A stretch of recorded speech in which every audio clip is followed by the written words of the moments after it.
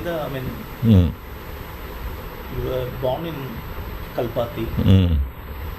That is a place rich in traditional arts and culture. Mm. Did your interest in arts begin there, or did it begin later in Mahdi? Really speaking, I know that I was born in Kalpati, but I spent only my very early childhood in Kalpati. I had not even gone to any school by that time. It's true that quite early in the year, maybe when I was 3 or so, my father has arranged for a tutor to look after me. So by the time I was 4 or 5, I could read English and Malayalam and Tamil. So I knew how to read those things. But then I didn't go to a school. I was probably at that time not always in good health, and so I stayed at the home most of the time. I think it's only after my eldest brother got a job in Mahdi in French India, where he was one of the first employees of an English medium school in that town, that I moved to Mahdi, and the question of going to a school occurred only then.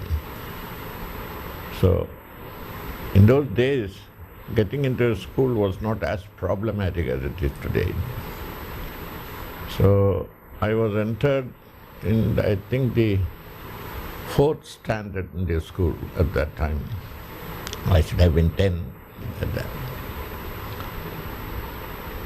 At that time, of course, I was noticed by the teachers of the school that I could draw reasonably well. And I used to always have lots of scribbles in my notebooks and things of that kind. But then, of course, except one teacher, nobody took it quite seriously.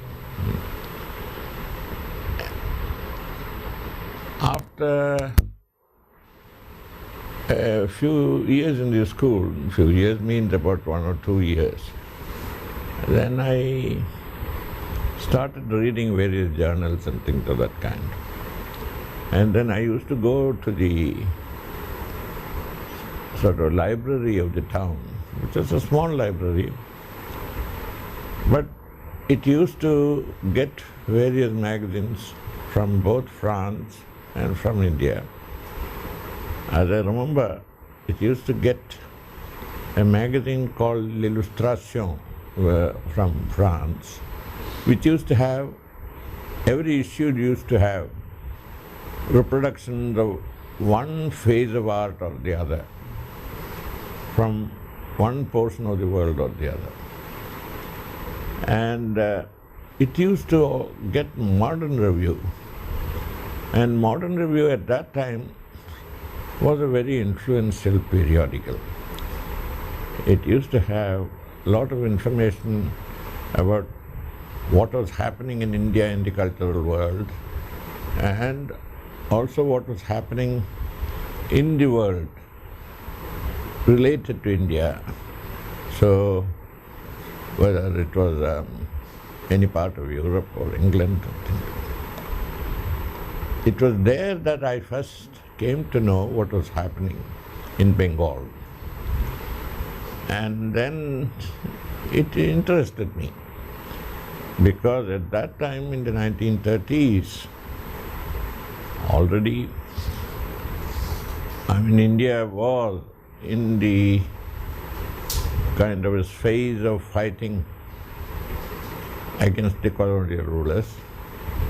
And then Bengal figured, at least intellectually, very strongly in that kind of a picture. And then you saw in the Modern Review of the rise of various institutions in Bengal, including the one in Shantiniketan under the general conceptual leadership of Rabindranath Tagore. So my interest in that was quite early. And then when I saw that that place gave a lot of importance to the practice of art, I also thought maybe if I have the talent for it, I might also. But then that was very, sort of a imprecise kind of an ambition. It was not, at that time it wasn't. I somehow got involved with a little bit of political thinking while I was in Mahdi. Because Mahdi being a sort of a French pocket within the British territory of that time, it was also an underground of sorts. So all kinds of people came there. And then around them grew up certain study circles where even young people like me could go and sit and hear. So I was familiar with at least the general principles of Marxist theory and all before I had fully learned to read various sort of treatises on Marxism. Of course, at that time, Kerala, even Kerala periodicals carried a lot of political discussions. By the time I reached the school final stage, that is, there it was matriculation, I had already changed my general loyalties to political ideologies from Marxism to Gandhism, because Gandhi figured very prominently at that time on the political scene. And it was remarkable because many people who hadn't seen Gandhi had only heard about him and never even had any clue to what he was all sort of busy about. They still thought that he was the leader of this country, and that included my mother. She was very. So this is the whole year. It is in that kind of a situation that I finished the school.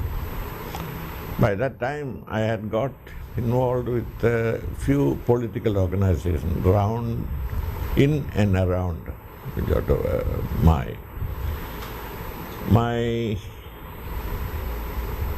to a certain extent to the embarrassment of my brother, who never told me that it was embarrassing to him, but who slowly saw to it that for further studies I went to Mangalore. His brother was in the police. No, he got a job with the police, that brother who was in Mangalore.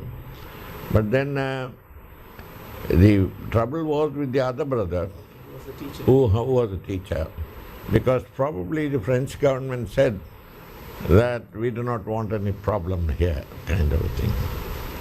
Anyway, I went to, and that was a kind of a vacation from such activities.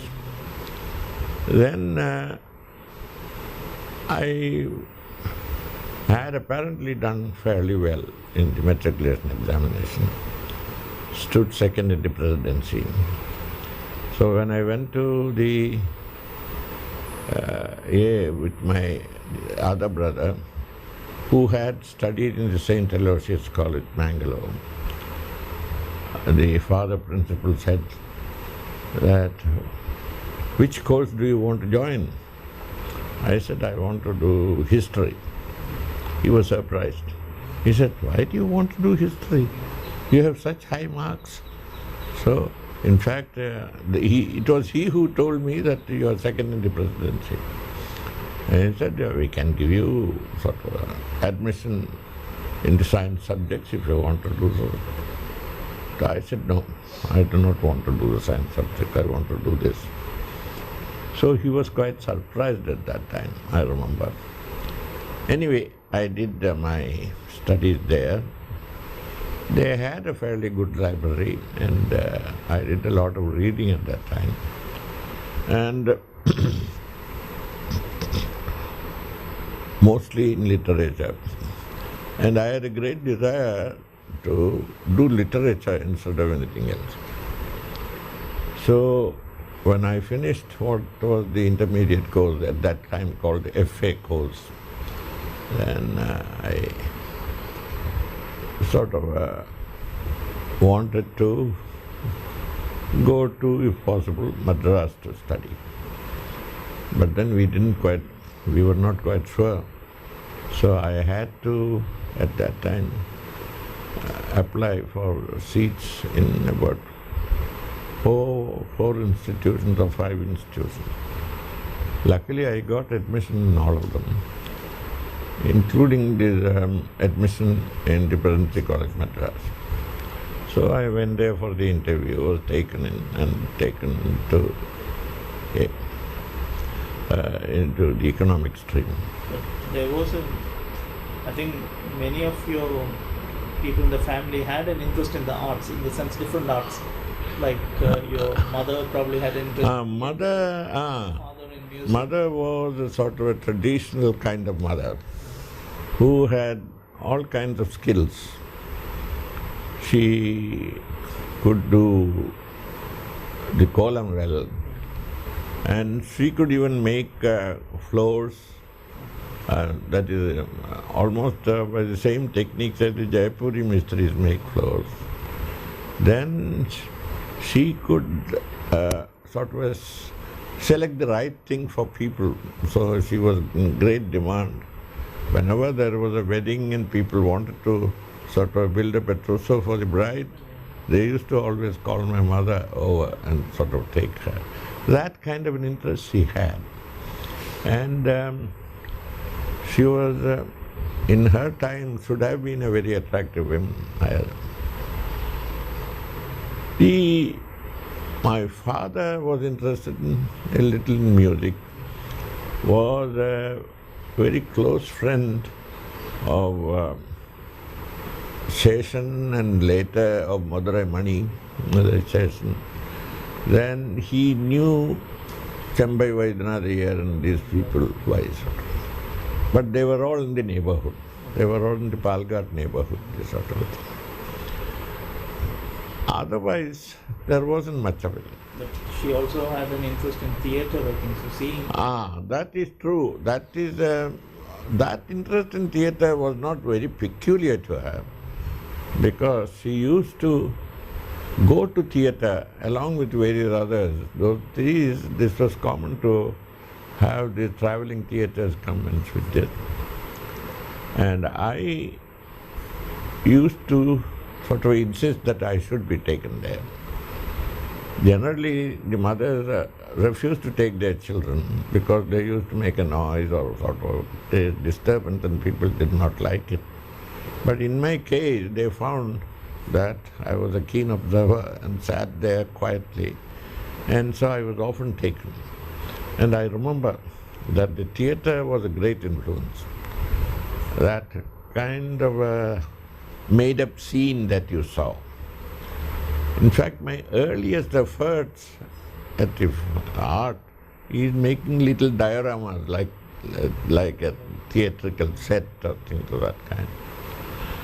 Well, anyway, so when there was theatre, there was music. There was music. And I think your brothers also had some interest in literature.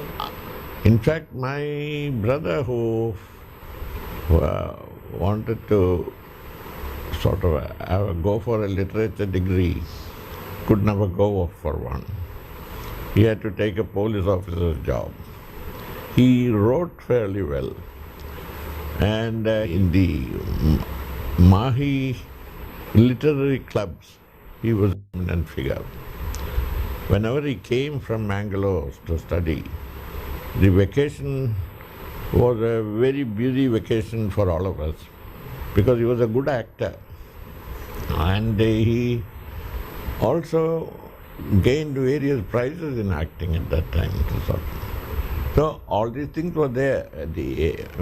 Theatre, then the traveling theatre. But then the support for my interest in art came when I was in Madras, in the Presidency College. All this was before 1938. That's right. 38 to 40 you were in That's right. Mangalore. And that was a period of reading. That's right. Not reading, yes. Then after that I went to Madras. In Madras, I went there in 41, or then I was there for 1 year in the at that time the whole thing was growing up, and when the August movement started, then I got directly involved with political activism among the students there. And I was, in a sense, in the Presidency College when it went on strike for the first 15 days. I was the one who used to run along the pavements and stop people and sort of a thing like that. There were a few others, but I don't remember them now. Some of them I have met later, but I remember this. And then apparently I was quite prominent in that later. I remember whenever I got into a bus, the conductor would not let me pay for the ticket. He said, no, this person was the person who led the strike in Presidency College, so he wouldn't go to me. But otherwise, of course, after 15 days, the strike thing died down. I used to go, we went back to classes. But there was some other kind of activity going on all the time, brewing up. It was in the course of that time that I used to those days stay in a hotel in Triplicane called Hotel Mansarovar because it was cheaper there. The regular hostels, there was the Victoria College Hostel, the Victoria Hostel, and then there was one Venkateshwara Hostel. These are the two big hostels which used to serve the Presidency College. But their rates were high. I thought that they were too high for my brother to sort of pay. So I went into a hotel called Mansarovar where the rates were rather low, and I and one research scholar named Narayana Menon shared the room. And this was arranged by a person whom I knew in Mahdi, who later went into the Foreign Service. Narayana Menon himself, when he finished his research and got his research degree, he later became a professor of English in the Presidency College. At that time, there used to be a visitor who used to come every weekend. I think his name was Kunni Krishnan. He used to come and look at various things I was doing on the wall, drawings and things of that kind. So one day he said, can you lend me a few of your scribbles that? I said, what do you want to do with them? He said, no, I'll tell you later. Then I readily lent it to them. Then he, later I came to know, was a clerk in the School of Art Madras. And he showed it to one of the young staff members of that time, this Panika. Then KCS Panika later, of course, became the principal of the school. But at that time, the principal was Devi Prasad Rai Choudary. And when Devi Prasad Rai Choudary saw the drawings with Panika, they were both very enthusiastic. So Devi Prasad, quite in a sort of in his typical way, he sent me a note saying that you come and meet me immediately. Then when I went to him, he said one thing: you are wasting your time in Presidency College. You better come here. I'll give you all the facilities for your studies, and then that will be the right decision for you to take. Well, I could not have broken my studies where I was. In any case, I told him that that's good advice, so I'll take some time to decide on it, and then went back. In between, when my father knew about what was happening in Madras, and I was getting involved with a lot of political agitation, so he came one day, and then he came to advise me to keep out of mischief. But then, being the man he was, he didn't tell anything about it till the last day when he was in the train and moving away. Otherwise, he said, I came to see Madras, I have come in here after such a long time, and sort of thing. So I showed him around Madras. I took him also to Devi Prasad, and Devi Prasad also very, very nice to him, and even offered, Devi Prasad in those days used to always have a glass of whiskey on his table, and he very generously offers the glass to him. And my father said, look, I don't even drink water when I travel, so this question of whiskey doesn't arise. So, anyway, that sort of an encounter with Devi Prasad put a kind of an ambition into mind that maybe that is one of the things that I could do if I, or after I finish my degree, probably I will put more time. But then, things happened otherwise. I didn't finish my degree. In 1943, when the national movement was losing steam, some of the young people from various universities of us, we got into a group, and we thought we should pump back the steam. And we went in 1943 early, and probably I think it was in February, we went and picketed the secretariat. And while picketing the secretariat, we were arrested, then tried, put in jail, and carted off to Arab Ki Sarai not Arab Ki Sarai, Alipuram jail. Alipuram jail was near Bellary. I spent about 6 months there. Well, the jail was an interesting experience. Well, you were there, many of us were students, morally idealistic students who wanted to have something to do with a remodeling of life within the country. But there were others who were in the political field already, who wanted to have some kind of a sort of a role to play in the future political. And of course, these two people were of different kind. People like us who were there, we were not quite happy with what things were going on. So we all lost weight while we were in jail. While many of the others, they gained weight while they were in jail. Well, not probably everyone, but then many of them did. And at least I could realize that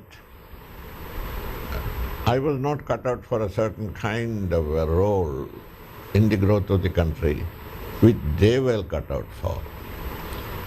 So I knew that if I came out of jail, the role I had to play may be related to the cultural regeneration of the country and not so much in its political sort of organization. Anyway, when I came out of the jail, I still had various things trying me to public activity. So for a while I was like that in Madras. I was related to one or two political groups who were doing social work, getting into contact with people. India still was not independent. I had a loose contact with a political organization in which at the top there was N.G. Ranga and Sucheta Kripalani, all these people who were then underground or overground in various ways. We met in various places during that time. But in the meanwhile, my brother was by that time become a kind of fairly mature police official, almost a CID. He probably sensed out that if I have to give a chance for my brother to go further, then he should go to an art school. But there was no chance of my going to a government art school because there was a government order that I cannot enter any government institution for the next 3 years. In any case, he also knew that throughout my growth years, I had had a great interest in the institution that Rabindranath Tagore was building. So he wrote to Nandalal Bose. And sometime, this again happened in the month of February. A letter came from Nandalal Bose saying that you sent the young man over. This is 1944. This is 1944. So in 1944 February, I went to Shantiniketan. I had read a lot of Tagore by that time. And in fact, my contact with Tagore started even earlier. When I was in school and I did well in an essay competition, I was given this Geetanjali as the prize says. That is the first my contact with them. But of course, then I was not probably in the right state of mind that I would understand Geetanjali's poem so well as I did later. Sort of. And I knew a lot about TA. I still remember that while I was in Mahdi and I was in the art school and I was poring through the pages of one modern review. The school? While I was still in school. And that carried some information on Tagore and also a few sketches, small little reproductions of Nandalal Bose's sketches. And when I was looking at them, there was one man, he was a French artist visiting Mahdi. He looked at it and said, "You like that?" I said, "Yes." He said, "I have met a person. He's a great artist, a great person," kind of a thing. I didn't know who Nandalal Bose was at that time, but then I was very happy to hear that there was somebody whom I had noticed, whom a foreigner thought was a great person. And then the same issue, or probably a companion issue, showed that a person called Vishwarup had gone to for studies in printmaking to Japan and recently come back. So I think I can more or less find out. It should be 1933 or time of that kind. So I knew about the place at that time, and I think my brother had noticed certain interest that I had in the institution, so he wrote to me. So that is when I went into Madras, into the Presidency College. The Presidency College library was very good. So, and then the Presidency College of that time was a little different from the colleges of later times. That day the classes were small. I think we were only about 12 students in the class. And the general conduct of the classes was also different. We had only about 12 lectures to attend during the whole week. And even if you didn't like any of those 12 lectures, you were free to walk out and go and sit in the library. And that was not taken as a kind of an insult to the teacher at all. And I used to spend a lot of time in the library. That was where I sort of suddenly discovered Kumaraswamy's medieval Sinhalese art. So then also I found art and crafts in India and Ceylon. So I read a few of those books. But this medieval Sinhalese art, reading it, it gave me a kind of an idea of whatever, sort of an idea of what a tradition was and things of that kind. And I was very much interested about it. And when I later came to know to Shantiniketan that he was one of the people who had influenced to a certain extent the thinking of the education is there, so it was very nice to know. And I still think that I have learnt a lot from him, though now I do not agree with everything that he said, but then it was. Then when I came to Shantiniketan, that was my first trip outside Madras. I did not know any local language. I had registered for Hindi diploma course, but I had not cleared it. So I knew a little bit, a smattering of Hindi, but I knew no Bengali. So the strange thing was my trip to Madras was quite strange. First time I was going, it was very crowded. Those days were post-war days. All the trains used to be very crowded. You have to sit, you have hardly any place to sit. You had to sit on your own beddings and things. So I had a trunk and a bedding, so I used to sit on it. Then somehow, I think in the railway station Cuttack, a group of policemen came into the compartment. Then they looked at me, and then so they said, "Where are you going?" So I said that I am going to a interview. And they wanted to search my... Then they searched the A and found nothing incriminatory. Then they apologized and left. At that time, there was a certain kind of an active spot in Midnapur.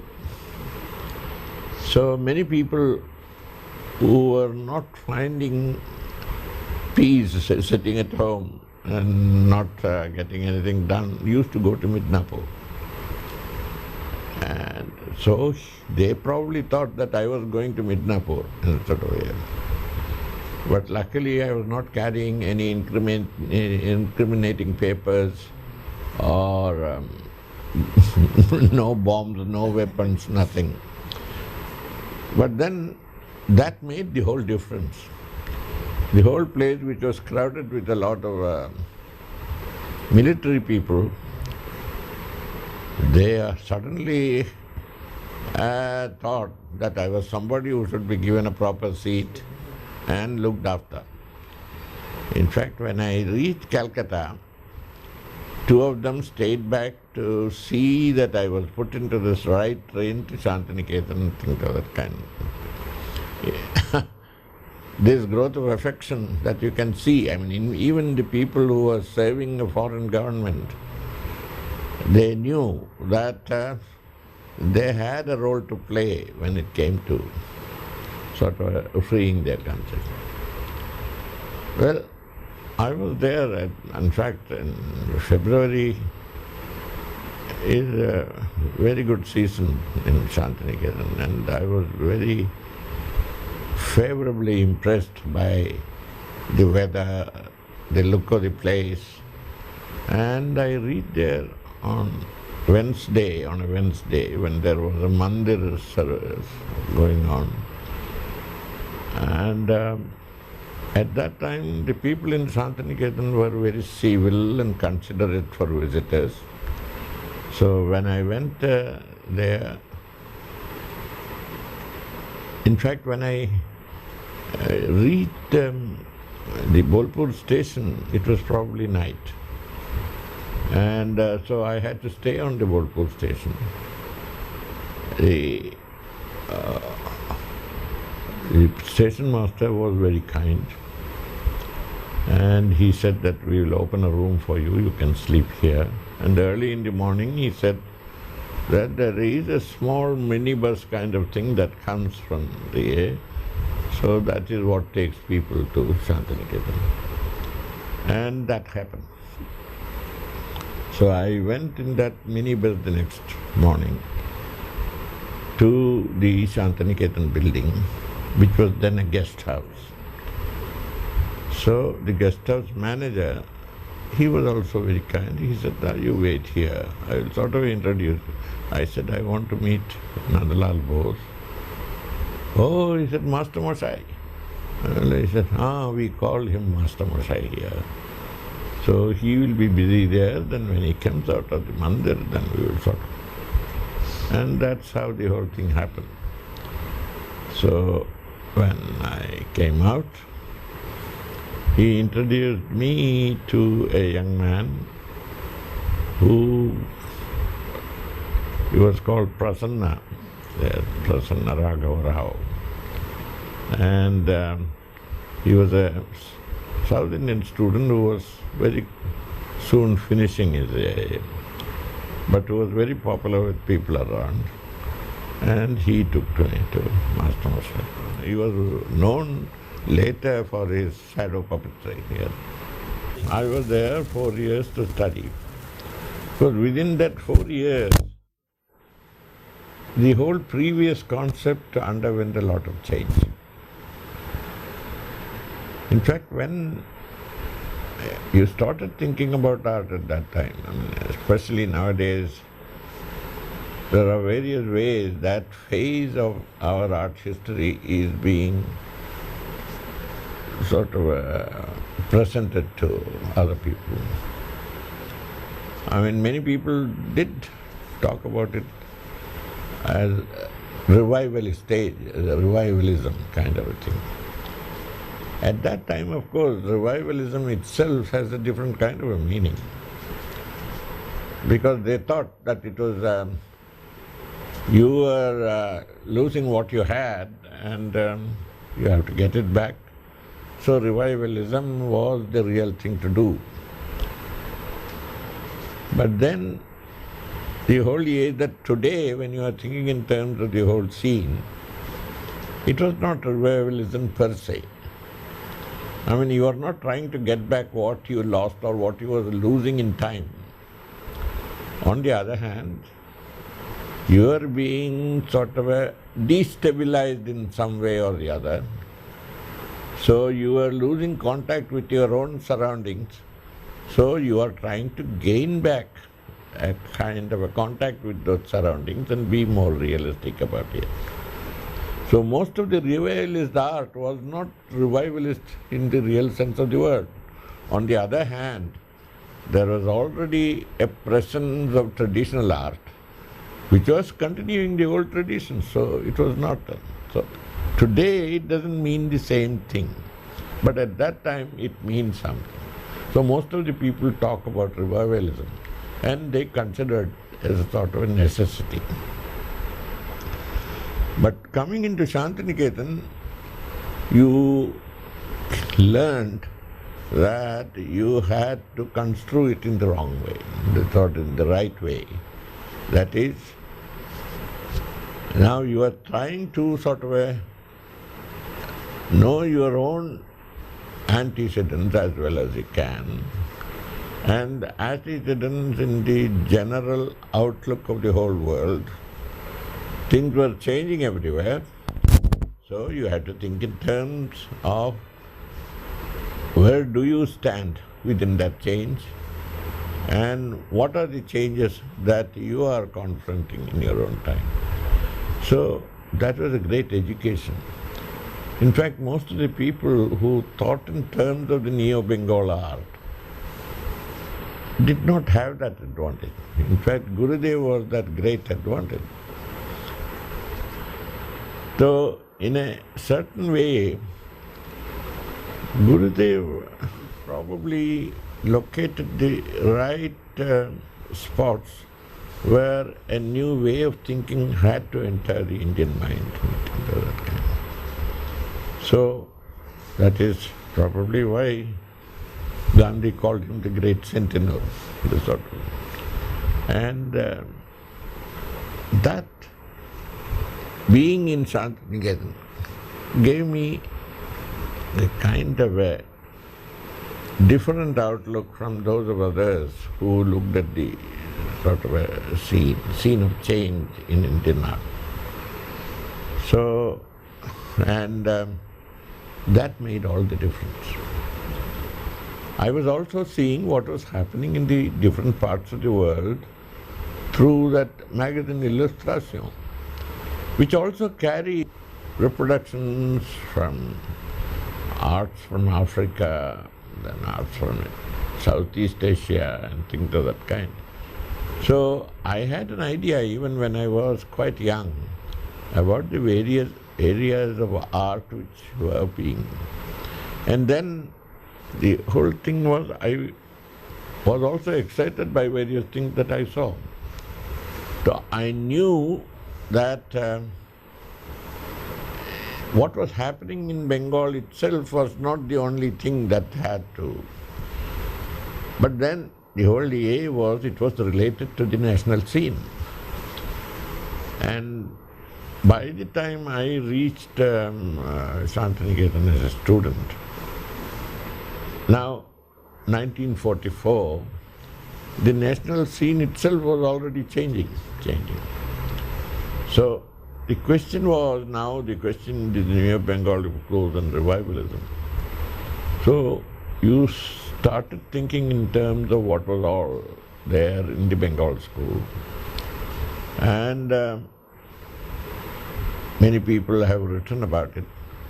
Some people even contemporaneously wrote about it, saying that, well, the Bengal school painting is a kind of a wishy-washy, weak, sort of a weak kind of painting without giving the proper attention to either drawing or this thing and things of that kind. But then the whole question was, where did it settle? Later you came to know that it was partly because there was a sort of a great figure like Abanindranath Tagore, who was highly talented and who wanted to re-script the Indian art scene if he could, but then who always thought that art came out of the artist's own sort of inner impulse, did not have any kind of a clear idea of how it could be ordered to come out and what kind of discipline it should sort of hold it together. But still, he had the talent to work in various ways. And there was a great difference between his work and the work of his followers. Now, where did this difference come? This difference probably came, now when you think about it, that there was certain kind of a stereotypical kind of thinking about what Eastern art should be as regards Western art, that it should be sort of a linear, that it should have these kind of conventions, and it should be romantic, or it should sort of recount sort of stories current in the culture, things of that kind. So you can see that in the beginning many of those people, though you can't see so much of it in Abanindranath's painting, but you can see a lot of it in Abanindranath's students' work. He was rethinking. The others were not, clearly trying to initiate their mind into thinking in terms of a new kind of art, or an art that suited the surroundings or came out of the surroundings, kind of thing. But Nandalal probably had that thing. And then he tried various kinds of things. I didn't realize it at that time. But then, as the time goes on, I see the virtues of Nandalal much more than I did at that time. So Nandalal is the one who probably, if he's, either you have to associate him with the Neo-Bengal school and say that he is the one person that has salvaged what is good in it and sort of a thing. Otherwise, you have to keep him out of it. He's a little distant from Neo-Bengal school. He was probably different in that way from Abanindranath. That's right. Terribly different. Of course, I see some work later, especially this Shah Jahan's Dream and things of that kind, which have more similarities with Mughal painting, that kind of way. Though not in the same technique, some in the same technique later. Then after that, you have this series of paintings of theatre characters, the Jatra characters and the masks and things of that kind. Now you see, he is travelling from one focus to another, and then each focus has some value in it. And then when you think in terms of going from a kind of a storytelling painting to theatre and this thing, and later when he comes in the end of his life to the Arabian Nights painting, he reaches a stage when all of them mingle and make a style of his own. There. But then what he did later, in his later days, I still cannot understand why he did all those things. And they do not have the same kind of genuine felicity that the earlier works had. Yeah, because maybe because of his early training in realism, he never could do that. Could be. Now this is the whole thing, but I therefore think that his most successful phase of painting was the Arabian Nights painting. The way he sort of jumped from one thing to the other, from a sort of a serious thinking to the comic, this sort of a thing. It was interesting. But then, you see, that is he is the man who towers over all the other people. There isn't any other sort of an artist of that time who had that kind of facility or that kind of sort of a mind which tried to hold its balance between various pools of talent, that kind of. Now anyway, the whole idea is... His followers, I suppose, got stuck with his work that's right. 1905. That's right. Because they also studied with him during that period. Probably they took those styles, the Mughal themes or the Omar Khayyam, and I think they did that kind of thing. The only thing that is that at that time they still had this kind of they studied, they looked at the work of the earlier Indian miniature painters from the point of the Western illustrators. They never got into why did the conventions, or where did the conventions of Mughal painting or Rajput painting and this thing, they differ in terms of an art language. They were not quite sure about that. And in fact, none of Abanindranath students of that time were too sure about it, except when it comes to Nandalal. Nandalal at least is groping.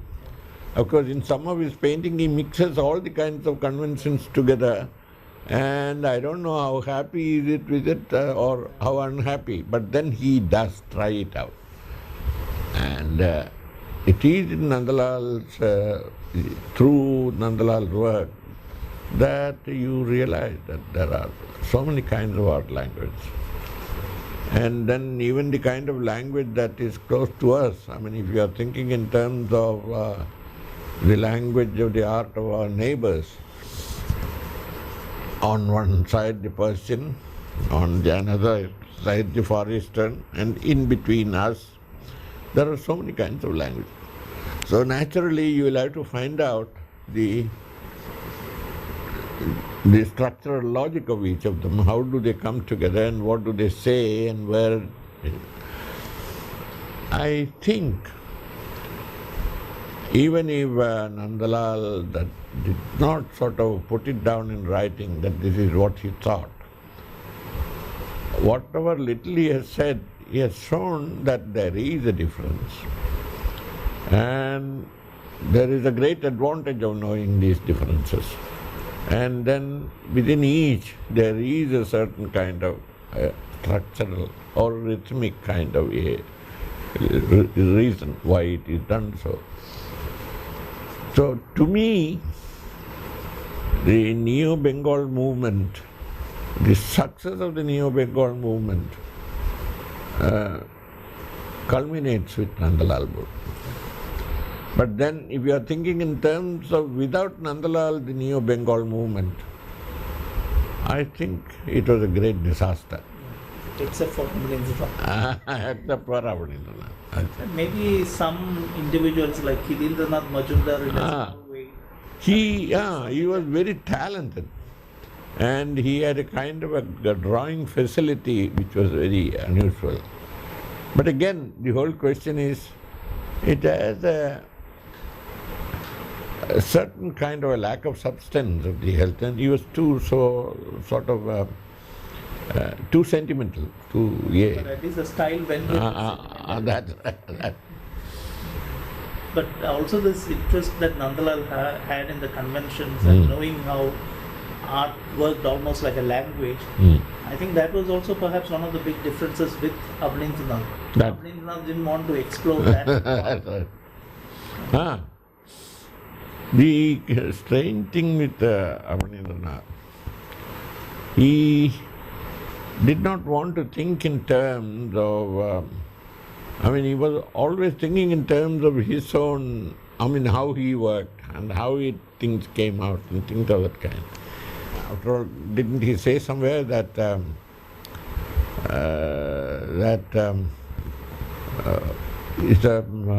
every artist is like a caterpillar, he eats the thing, he eats whatever he can get, then sort of cocoons himself up, and suddenly cuts the cocoon and comes out as a brilliant butterfly or something like that. Now, he thinks that it happens with each person, but that's not the case.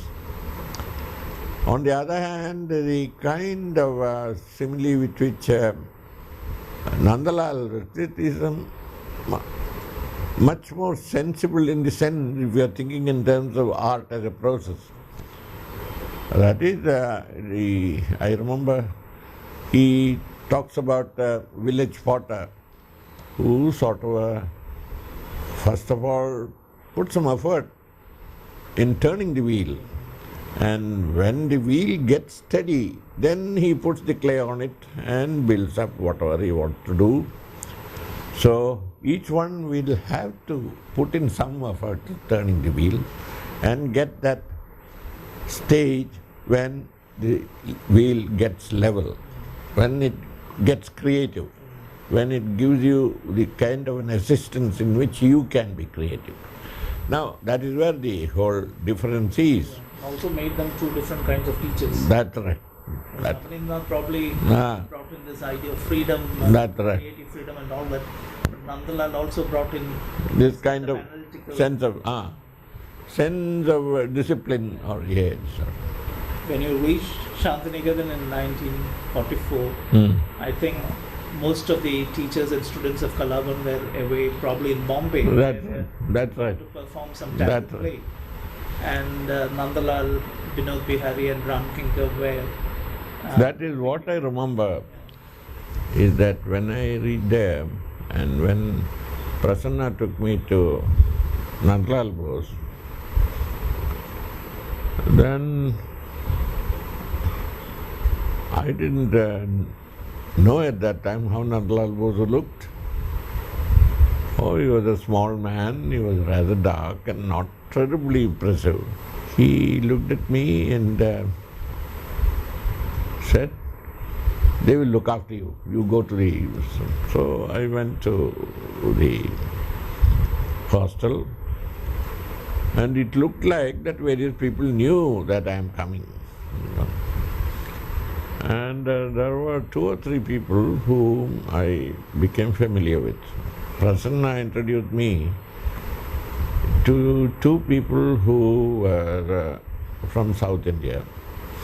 One was Muthuswamy and another, I don't remember who it was, but he was not a student of Kalabhavan, called Chaitanya Dev. He was a student of the music college. When I went, Nandalal said, "You can do 2 or 3 paintings and show it to me." And that is what I did. And he seemed enthusiastic with what I did. And the way he sort of took them to the other teachers to show, and so the beginning was good. But this whole idea that Nandalal asked you to do a few paintings and show him, probably that was very different from the way other art schools would have worked at. That's right. Especially something like the government college of art or something should have worked in a different way. That's right. In fact, really speaking, that more or less is symptomatic of how we looked at art. A common discipline for all kinds of art. And even when you teach art, first to see what an artist wants to do is very necessary. And thereafter sort of think how various kinds of disciplines can help him to see better and express better, things of that kind. I mean, these are unusual things. In fact, this did not happen in the previous art schools. They streamlined people in a certain kind of process, which was meant to produce a certain kind of professional art object, which very often when they wanted to get out of it, they had to forget a lot, or they had to wipe out certain kind of the skills they didn't have, and sometimes with drastic results. That is why many people who went into the government art schools, when they wanted to get out of the clutches of, let us say, their old kind of academic realism, they took certain kind of liberties which were laughably comic. I mean, they did certain sort of, which did not happen in this case. That is, of course, there was behind this the shadow of Rabindranath. Because it is different from the academic training. That's It's right. also different from Abanindranath's. That's right. That's right. Abanindranath also, I mean, he worked in certain ways which was probably, in fact, I think, yeah, Nandalal in his, I think, in a small piece in Shilpa Charcha has mentioned that. Nobody can do, I mean, wash painting and things of that kind that Abanindranath did is something only Abanindranath can't do well. First because, well, he says there specially that he is the person who had the facility to do various kinds of drawing and then think in terms of various kinds of images which the other people did not have. So all those people who tried it with less facility have been unsuccessful, kind of thing, which he recognized himself, and he gave up sort of doing those things. So there is something that which he realized quite early. Also, you said about Rabindranath's. The whole question is that when you think in terms of Rabindranath talking about the whole world art scene, Rabindranath goes everywhere. I mean, he goes to sort of Japan and he gets impressed by what is happening in Japan. He brings a Japanese artist. He asks them to sort of learn the kind of skills the Japanese use, where perfectly or imperfectly. But the whole question is, he already sort of brings to them a kind of a world art scene where different kinds of things are happening in different parts of the world. And is talking about what was happening in the modern Japanese scene and trying to say that get out of your miniaturistic thing and then sort of do something larger, more ambitious kind of a thing.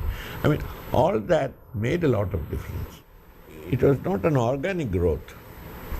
It was a kind of a trying to break away from the old academic realist things and relate it to a kind of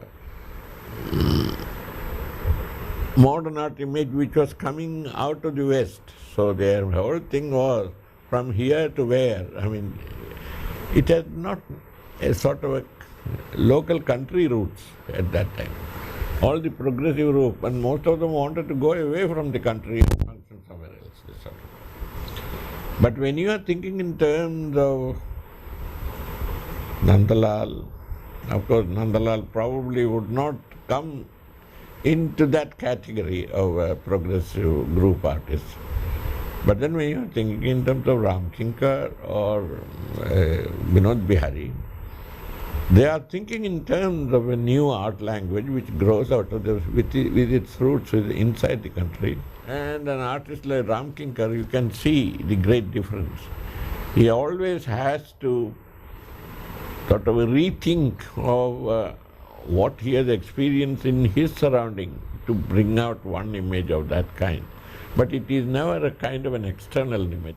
Nandalal, I know he used to say various things which was, I only overheard them. He directly told nothing to me, but then I used to overhear various things we would say. One of the things I always sort of remember is that thing he talked about Kalo, the blind man. So he was once, I think, talking to somebody about what he thought, that like Kalo, by clapping his hands, finds his place in the world around. Every artist, by doing what he does, is trying to sort of locate himself in the... I don't think any other sort of an artist has said something that... Similarly, when you thought of how he did, carrying his sketchbook and then doing those little ye. Now Nandalal idea of not sketching sitting on the site, but remembering what he did, taking notes and then developing them. I think that was a great sort of a lesson. Because there, what you get on the site is not something you sort of is there, stuck there. I mean, it's not permanently there. It is something that you read out of what you see, and that reading can differ from time to time. Now, this is something which I can probably relate to what Cezanne talked about, the motive. Similarly, when you are thinking in terms of his AA, he did various kinds of mixtures of things. In fact, some things which you see more in his little drawings rather than the other things. Like he did various animal drawings in which one animal's feature more or less shades off into the feature of another animal, kind of a thing. Then you suddenly realize that the kind of the transformation of sort of a basic thema into other things. Now, this going from one scheme to another, this kind of a thing. Now, all these things are visible in his work. And in certain kinds of his work, certain things are also visible. That is where one kind of convention does not go with another kind of convention, and that especially in his sort of a early phase works, when he tries to put more realistic detail in a kind of thing which should have been more simpler done and things like that. So in a sense, by his work, Nandalal taught a lot. Ram Kinkar was a different kind of a, I mean, he took you around for sketching and things of that kind, and then seeing him work itself was a great advantage. And I did the series of woodcuts. That took me out of that impasse. I mean, you see, I was sort of stuck up there. Now, this kind of a thing that Vinod Bihari had, I mean, he knew how to sort of, where you get stuck, he pulled you out of that sort of. So occasionally he did talk about the various themes that he was trying to do.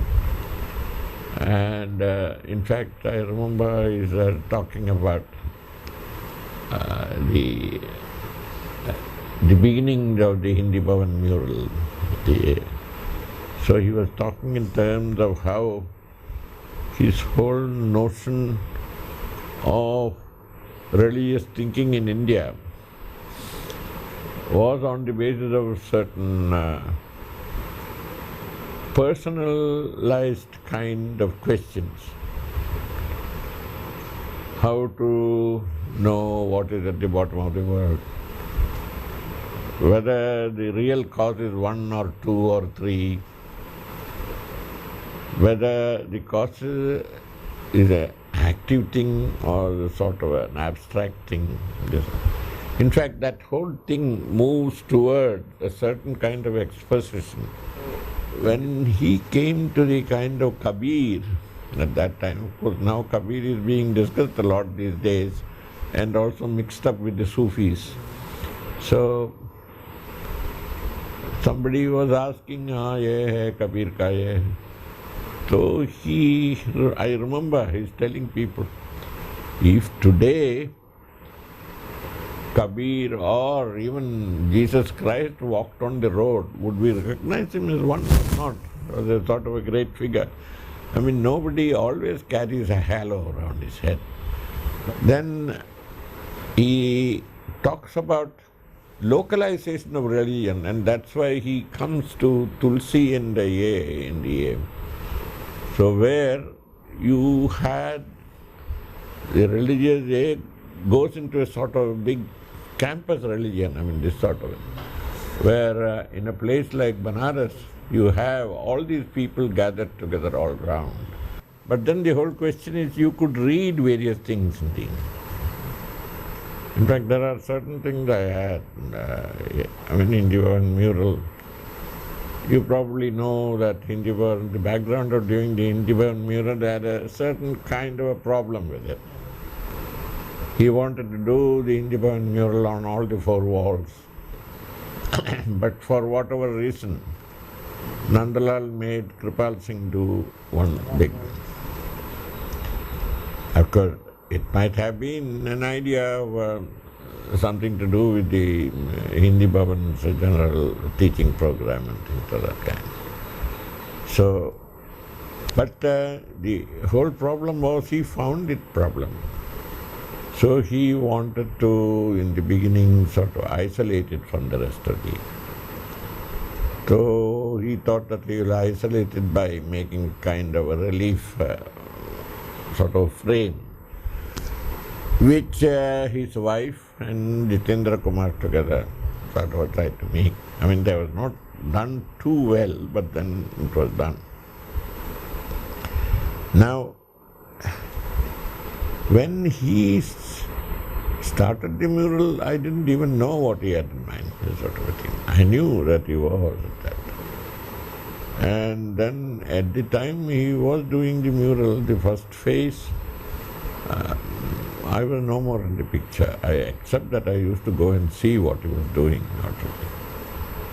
And as far as my exercises in mural painting goes, I mean, the way I was, I never did the early exercises which was sort of prescribed thing. So I knew that, well, you could probably. So when I volunteered, I don't know how happy he was or he wasn't.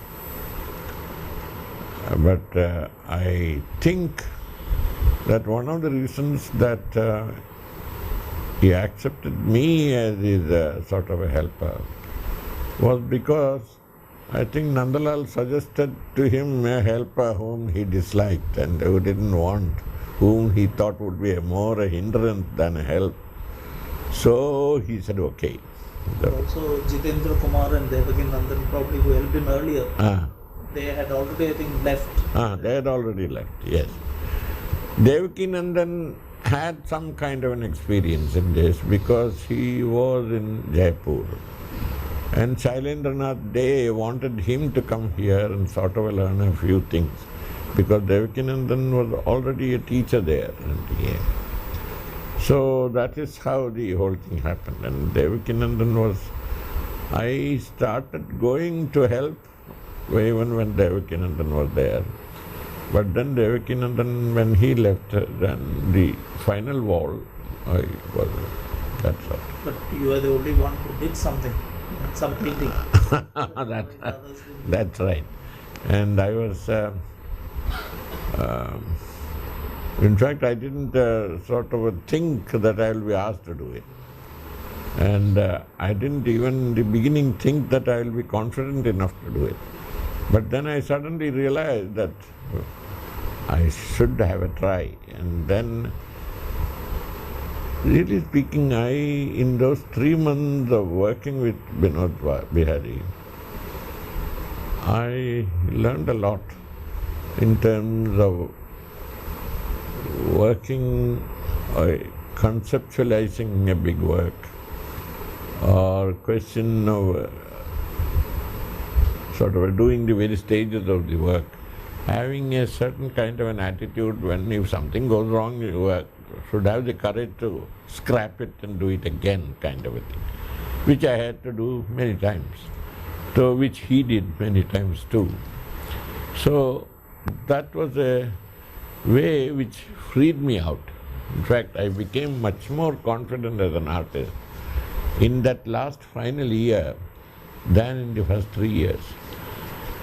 So now when people talk to me about the semester system, so I am telling them this. So the whole question is, if you are thinking in terms of a person's development, this is not the best way to assess it. But although you didn't talk much, I think that when you first did that image of the horse, that's right. Then you realize it didn't go with the rest of the mural, of course. Yeah, he made me do the thing, and when I did the thing, he didn't say a thing.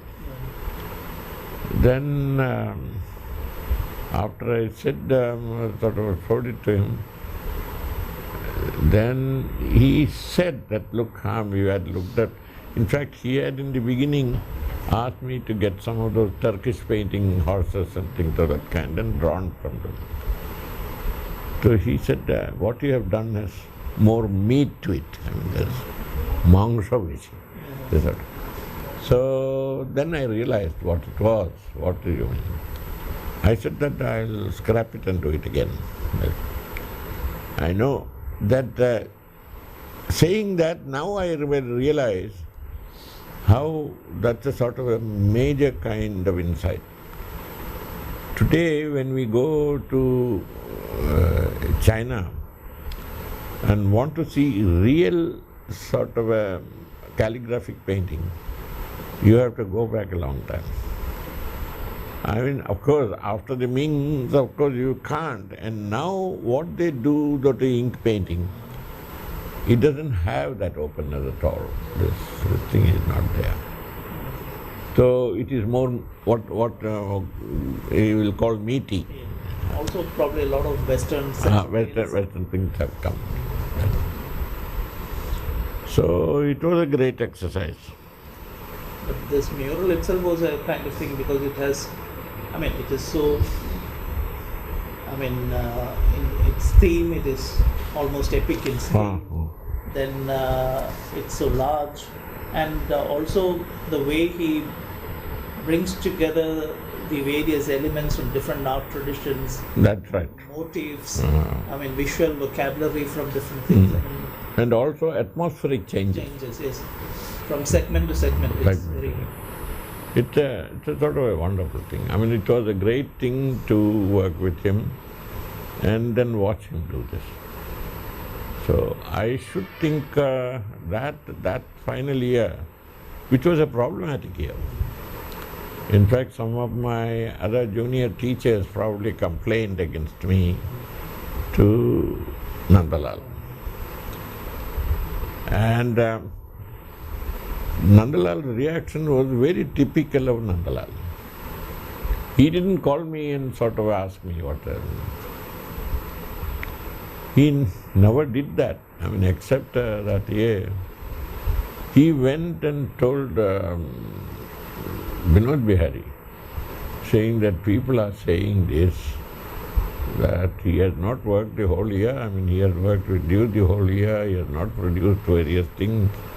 But then they say that probably he should not be given the diploma. So Vinod Bihari next morning was very upset, and you go away now, those sort of things. So then I said, Vinod, I mean, you are making a great mistake. I didn't come here for a diploma. I gave up the chance of getting degrees and things of that kind, got into prison, got a certain amount of beating within the prison. I didn't do all that for a sort of a year. So why do you think that I'll be sort of even otherwise, if I didn't get a diploma, then Nanda Babu will have to keep me for another year. So Vinod very loud and said, take it. So, but then of course he didn't. The only thing is that he probably gave me a kind of a certificate which is very ordinary, that's all. But he remembered you? Yeah, he remembered me very well, and he even gave me all kinds of useful advice later. When I first went away, I didn't have to use this certificate anyway, so the question doesn't arise. But then when I became the Deputy Director Designer of DA and wanted to organize the design unit in Calcutta, I suddenly thought I should go to Shantiniketan and find out whether there is any syndicate. That was strange. That experience I can't forget. As a government officer, you are given special in everywhere they were sort of welcomed. So, in fact, Nandalal's son and son-in-law, both of them gave me special attention. Then I went to said that I want to see. And that time he couldn't not get up and walk. This guy. So I wanted to go and see him. Then when I saw him, then he asked me various questions. He recognized who I was. He remembered Sushila. So by that time we had got married. And so then I asked, then I found that he was mixing up other people's names, Jitendra and this thing and all he was mixing. So later, I said, Master Masa, I've heard from Vinoda that you had some drawings, this thing, I want to sort of see them. And he said, well, that Vishnu will arrange for it. Then I suddenly he asked me, where are you now? I said, I am in the handloom board, sort of. You gave up teaching. I said, that's for the... He said, that's not the right decision to take. You should have stuck with the... So all that, then Visuddha told me that he remembers everything that you have been doing. When I told this to Vinoda, he sort of laughed and said, you see, love is not the most lasting emotion that people have. But then the whole question is, I think I have always found that he was very nice to me, even if he sort of disliked various things too. So there is somewhere a kind of a, let's say, he had a kind of a parental solicitude. So this was the student years, but you also at that time, while you were there, you kept up with your reading and probably, discussed that with people like Vinod Bihari. And that I did. I had a great desire to go for literature, so I did a lot of reading of literature at that time. And that was the time when all this experimental writing like Joyce and these things were discussed. By the time I had gone to Shantiniketan, I had already read whatever I could get of Joyce, though, well, I couldn't sort of struggle through Finnegan's Wake. But then I had fully gone through, and I have still that same book of the earlier book, and also the Dubliners and things of that kind. So while discussing these things, of course, occasionally I used to discuss things with Vinod Bihari, especially when I was sort of going to the library. He said, what are you wrong about? So I said, I am sort of trying to read the book of T.S. Eliot, that Tradition and Individual Talent, this sort of. So he said, you read it and probably you will find something wonderful.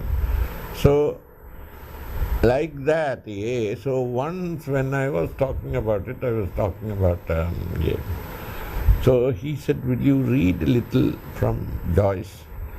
So I had one evening sat with them and Ulysses. And then especially that final portion of Molly Bloom's Reverie. And a person like Ram Kinkar, he responded to it so well. So I said that there are more responses don't entirely come from your knowledge of language, but also from a certain kind of a mental Okay.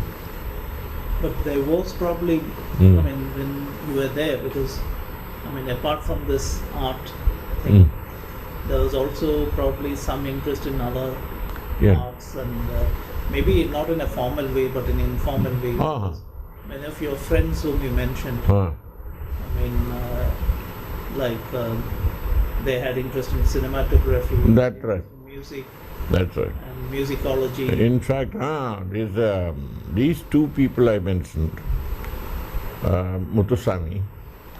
Muthuswamy had already gone to the only cinematic institute at that time in Pune.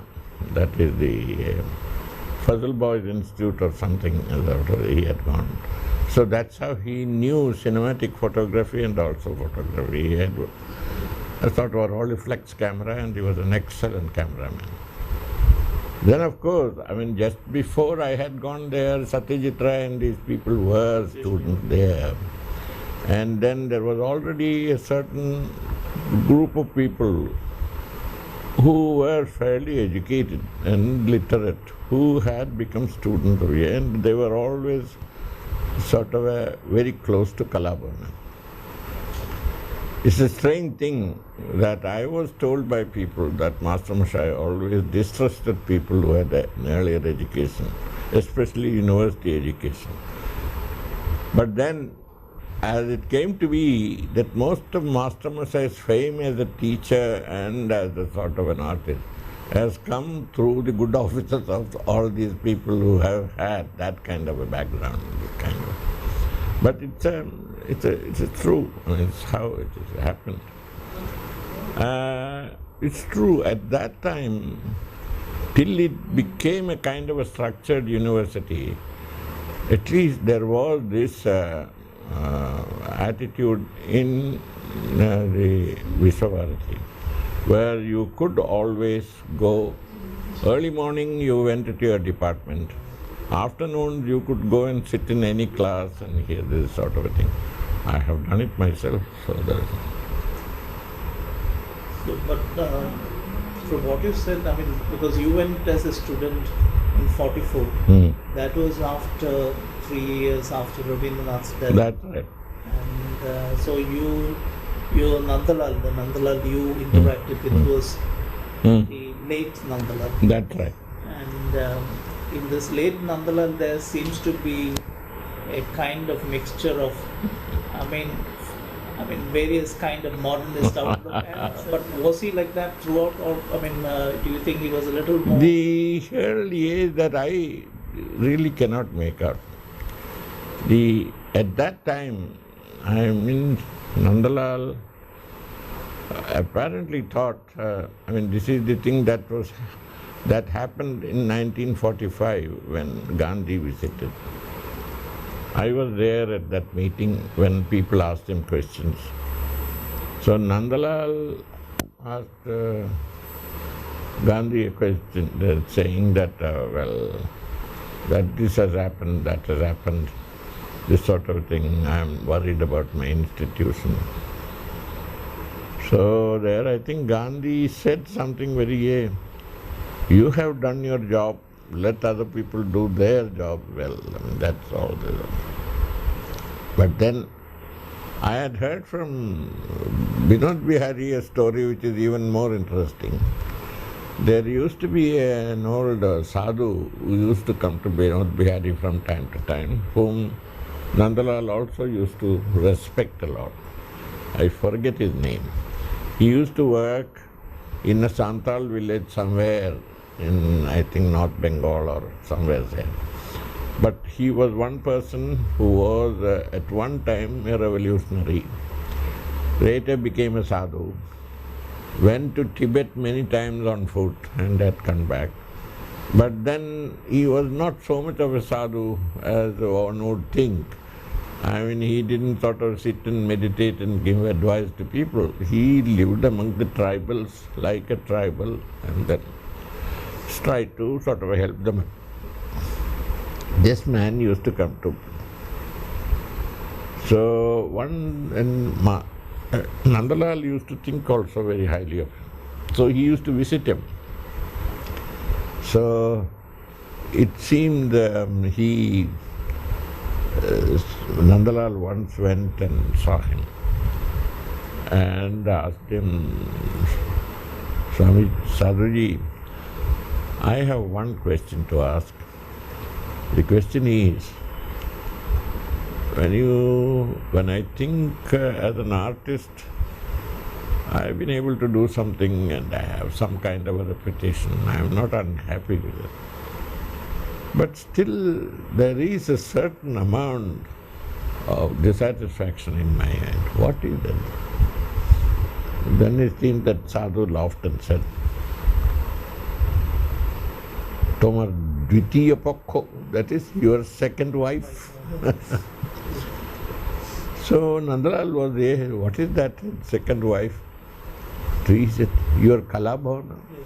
So, you see, they all get to grief when they get attached to this kind of a year.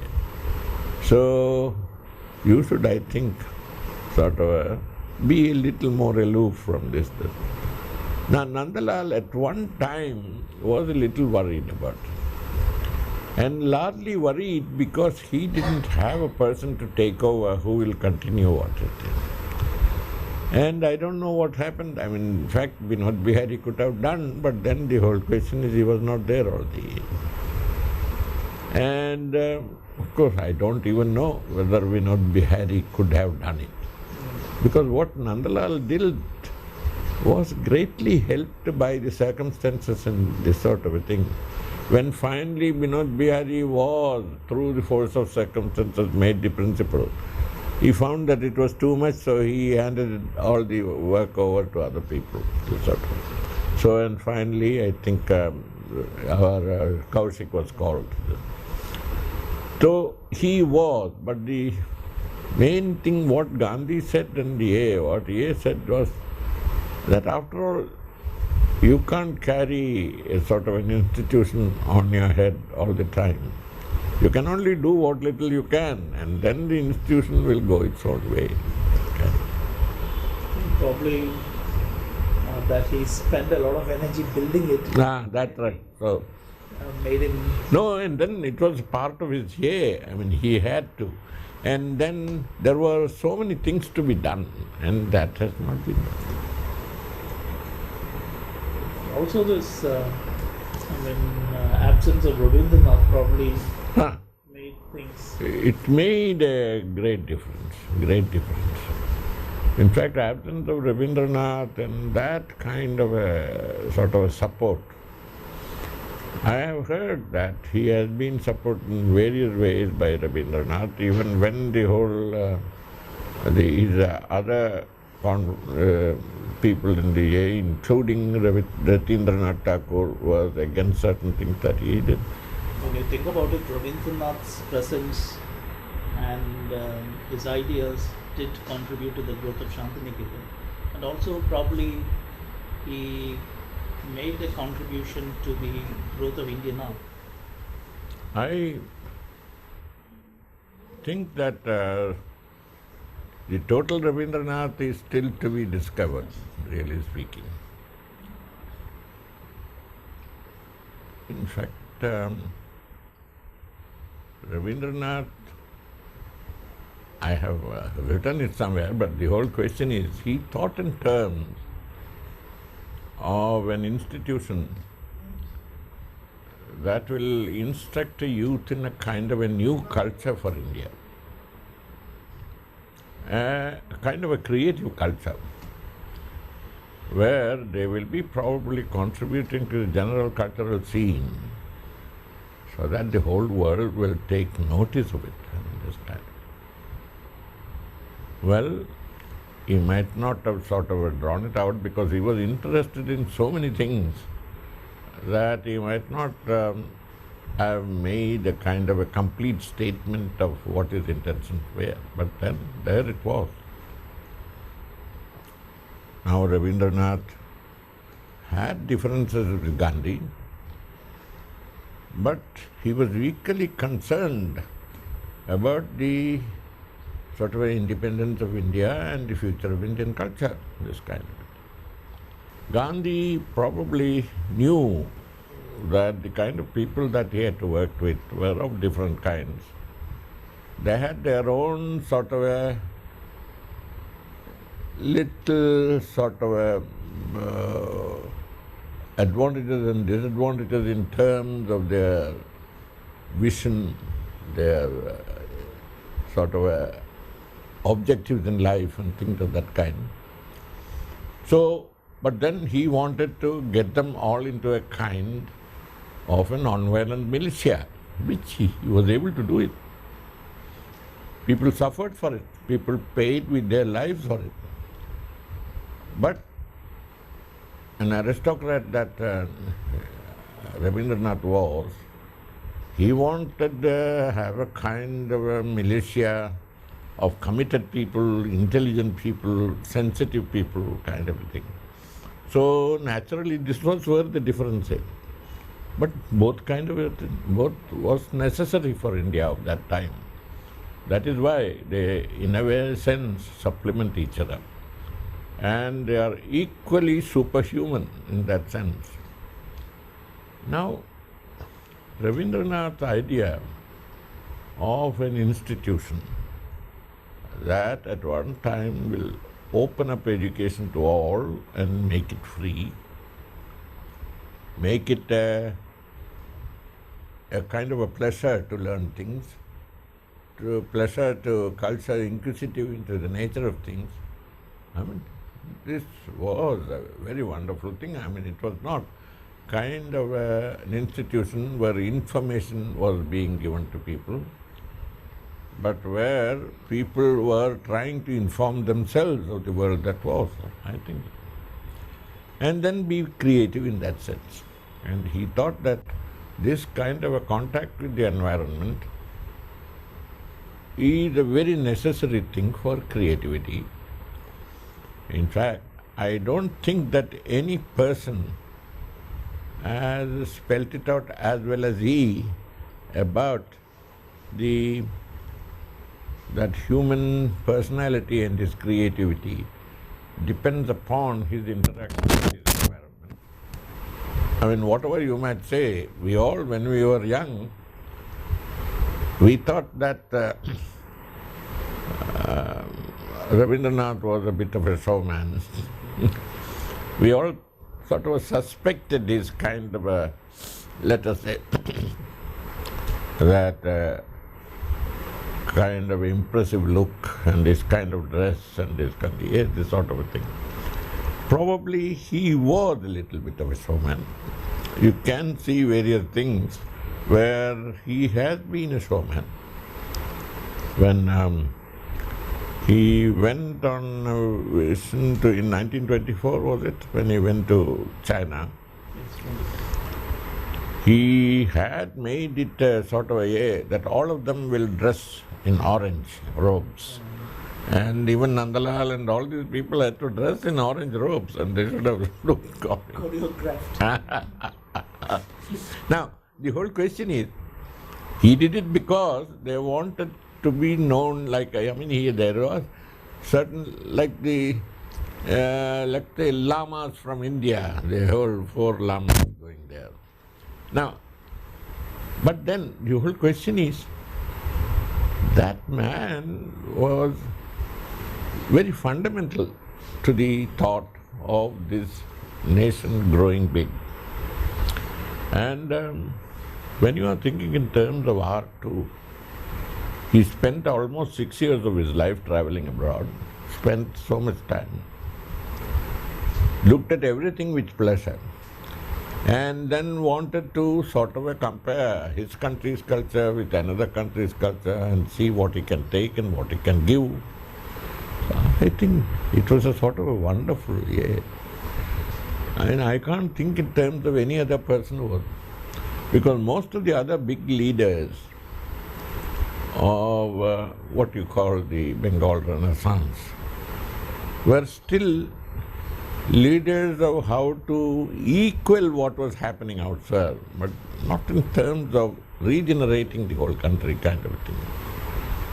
They made their contributions, and their contributions are unforgettably big, but then Rabindranath was very... And then the other thing is that Rabindranath taught in terms of things that his institution didn't at all fulfill or come to fulfill. He wanted the education to spread out. He even kept those pockets of tribal within it so that they will interact. They never interact. And Sriniketan did not fulfill the promise it came up with at a certain time. All because it didn't have people who were intelligent or sensitive enough like he had in the old. Now, I can't imagine why Sriniketan did not become one of the greatest national institutes of redesigning India. It could have easily become. Just because they didn't realize the whole year, it was in the hands of people who were small-minded, little, almost shopkeeper-like, this sort of. Now, when it comes to the question of art too, I think Rabindranath's real works, whatever sort of value you might give to it, or whether you will consider it as serious works of art or not, they were instrumental in rethinking. Indeed. In fact, I should say, and many other people have said the same, when my little drawings were taken to Devi Prasad Rai Choudary, and I had done a series of scribbles at that time, and some of them got their kind of impetus after seeing Rabindranath's Chitralipi. It has come out into the bazaar just at that time. Now, he was a great influence in that sense, and many other artists of India also have said that they were greatly. It is true that probably he again trusted his inner genius too much rather than sort of getting into a sort of a critical area about it. But then that doesn't really matter. The whole question is, what is the sort of a total contribution that he has given? In the case of painting, probably that was the only thing he could do. That's right. But in literature and that. Here he was there, he was sensitive and he was very comparative to sort of. And then when you think in terms of even today, of course, the whole question is, the Rabindranath we knew is the Rabindranath in translation, which is a very difficult thing to do. Because first of all, Bengali language is also a language which is a little verbose, it's a kind of, but then it is very romantic. And then even today, when you read the early Gitanjali poems in Bengali and then see their translations, you can see how different they are. They are so terribly different. And there is a kind of a sort of a natural felicity in what he writes in Bengali. And then the Bengali language itself is sort of. So, Rabindranath was a great influence. And if Rabindranath was not there, of course, Santiniketan was not sort of taken the shape of it. And then anyway, he was the person who thought about it. And then, which is the kind of an institution which thinks in terms of a total life pattern, which relates various activities to almost into daily ritual kind of a thing, which he did, and which was probably the most sensible thing to do at that time, making it more palatable to the new growing public, rather than the old kind of patterns they were living within. But then nothing has happened, everything is. So I think Rabindranath was a great, and the loss of Rabindranath was a great loss for the institution. But compared to Srinivas, for instance, Mm. I mean, probably, Kalaban fared a little better because of someone like Nandalal. Ah, that's right. Yeah. And, also, this whole idea, many of the things that Nandalal did, that taking arts out of the studio into the life, doing various things for theatre, various things for designing. Many of these things came from the kind of push that Rabindranath gave to things. Certainly.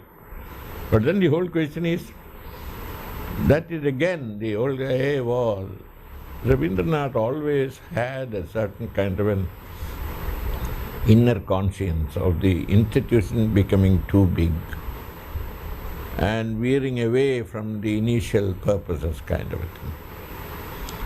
Of course, he made it a university, but then he thought it would be a university where the intellectuals of various parts of the world will come and flood.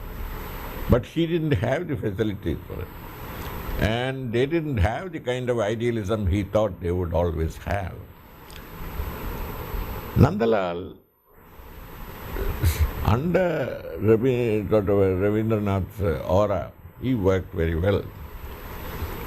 But then later days, when we were students, in the absence of Rabindranath, the whole institution was trying to undergo a kind of an internal trauma. Everyone was talking to us, will the institution survive? Where can you get her funds from? This kind. Nandalal probably did not think in terms of friends at that time because they were quite happy with the little thing that they were getting. But he was thinking in terms of whether the institution will keep its character or not, whether it will change or not. So the question of keeping character is sort of a going away without change. That is what irked people like Binod Bihari and other people. They thought that, it is going to kind of fossilize into a kind of a traditional institution kind. In a sense, when Nandalal wanted to retire when he was 60, and that letter he wrote to Indulekha Ghosh, where he said that this is what I think that sort of an institution said. If he meant that seriously, that was the best testament a man organizing a sort of a creative school could have given to him. And so, if he had continued that even after sort of Rabindranath's demise, it should have, and probably he never said, he never vetoed it, but he didn't have the courage to hold on to it and tell the others to do this. And it is true that every institution after a while, it sort of goes off the rails, so that is the... But then, the whole idea is that for whatever he did in those few years, and with the help of Rabindranath, was considerable. And then it at least gave a certain kind of a basic sense to what cultural growth in India should be. This kind. So people today might sort of say that pass over Rabindranath, but I am sure that his contribution never can be rubbed out. It cannot. Also in a sense that if you look at what he was doing over the years, from maybe the days of the Swadeshi or even pre-Swadeshi days to 40s, and he was constantly changing, whether it was ideas about art, ideas about relation society or India to the world. That's right. These were never constant things. No. In the light of the emerging world and the light of his own growth, I think things were... this is the most interesting thing that you see with both Gandhi and Ria. People always complain that Gandhi was inconsistent. In fact, his inconsistency was his strength, because he tried to sort of adjust with the changes in the surroundings, almost change his strategies, sometimes sort of try to push people forward, sometimes go on his knees, these things. And Rabindranath also reconstrued every new set of circumstances for his own. I know the whole question is nowadays, when I see that people are talking about ideologies so sort of vehemently, no ideology is valid for all time. There isn't anything. And no strategy is valid for all time. And especially educational strategy, which sort of manages people's growth and nation's growth through the growth of the people. That also is not easy to sort of straight dock into a certain system and then keep it forever. This is your. So, in a sense, even, I think, when you look back at the whole history of Shantiniketan, Nandalal was probably one person who managed to, absorb quite a lot of what Rabindranath wanted. But even in his case, at a certain point, he is not able to keep pace with what Rabindranath is trying to do. True. It's true. So, and then and especially after his death, he wants to consolidate rather than. That's right. That thing did not work too well. In fact, it didn't work in various ways. He had, except to a certain extent, he had alienated Binod Bihari and Ram Kinkar to a certain extent from the sort of an internal group. The other teachers used to gather around him, and the other teachers were less talented and less resourceful. So naturally, the great Nandalal, who with the help of the other two really motivated people, had a certain kind of forward thinking, that Nandalal probably did not remain the same. Though Binod Bihari is very generous about it. He says that when I went to see Nandalal's last drawing, Binod Bihari said, "Do you know, he has come into a new creative phase," sort of. And then probably Nandalal also was very happy with Binod Bihari's visit to him. In fact, Binod Bihari apparently had not seen Nandalal for a long time after he. So he told Nandalal's son that I want to see his recent drawings. So, well, he said, I can sort of arrange for the whole thing.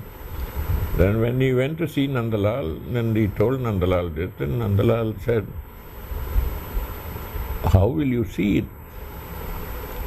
So apparently he said that if you hold my hand and put me sort of through all the various lines, then I would be able to see it. Apparently he did that. And in fact, Nandalal apparently had done a thing, it is still there in the air collection. There is a sort of a raven, and there is a stick with it, and there is a bird sitting on that. And Binod Bihari apparently said that you have put a touch of color on the bird. And Nandal, tumi ki kore janle? How did you know? Then it seems Binod Bihari said, after having sort of seen the way you work so long, so I can probably guess. So then it seems after that, Nandalal told everyone who came to meet him and talked to him about Binod Bihari that he looked at Divya Chukshvache. He has a sort of a divine power to see. Well, so the whole idea is that once he was out of the college and then by himself, there was a change in the whole year, sort of a thing. So, to a certain extent, that Dvitiyapakka thing was a very pertinent kind of reference. No, because which also suggests that as an artist, probably he did progress after, the 40s. But the problem was the institution. that. So, Manada, we talk a little bit about your work and your career. You left Shantiniketan in 48, and then for a while before you went to Baroda, you did various things. You were in Calcutta for some time, then Delhi. That's right. And then also you went to work for the rehabilitation of the people who came to India for the partition. That's right. In fact, when I finished my studies in Shantiniketan, of course Shantiniketan is, at least at that time, was a very attractive place, and also the insecurities that you face after you finish a job and without any job to go into naturally made you sort of feel that maybe a little more time where you were in a certain amount of comfort is better. So I went and asked Nandalal whether I can stay over. In those days he did allow various people. But Nandalal reacted in a very different way. He smiled and said, "Look, in the last 3.5 years you have got everything that other people get. And now if you want to sort of experience what life has to offer, better do it now. So life will be your sort of." So today, looking back, I think that was very good advice. Because if I had stayed there another year, I would just have done what I was doing. But then this kind of a challenge to live in a world to which you are a stranger would not have happened. So I stayed a few months more, partly because I did not know where exactly to go. I was sort of trying to find out where. Then one of my friends who had a jewelry business in Calcutta, he said, "Why don't you come to Calcutta and stay with us and maybe do a little work for us like window display." Of course, that was more an offer to put me at ease.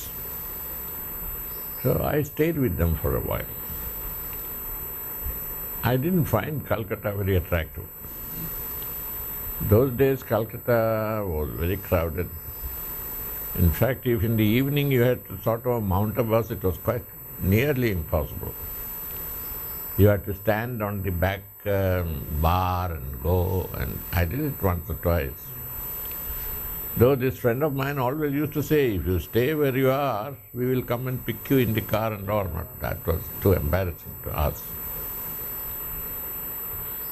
Anyway, I was in Calcutta for a while, and in the meanwhile, a friend of mine who used to be a classmate,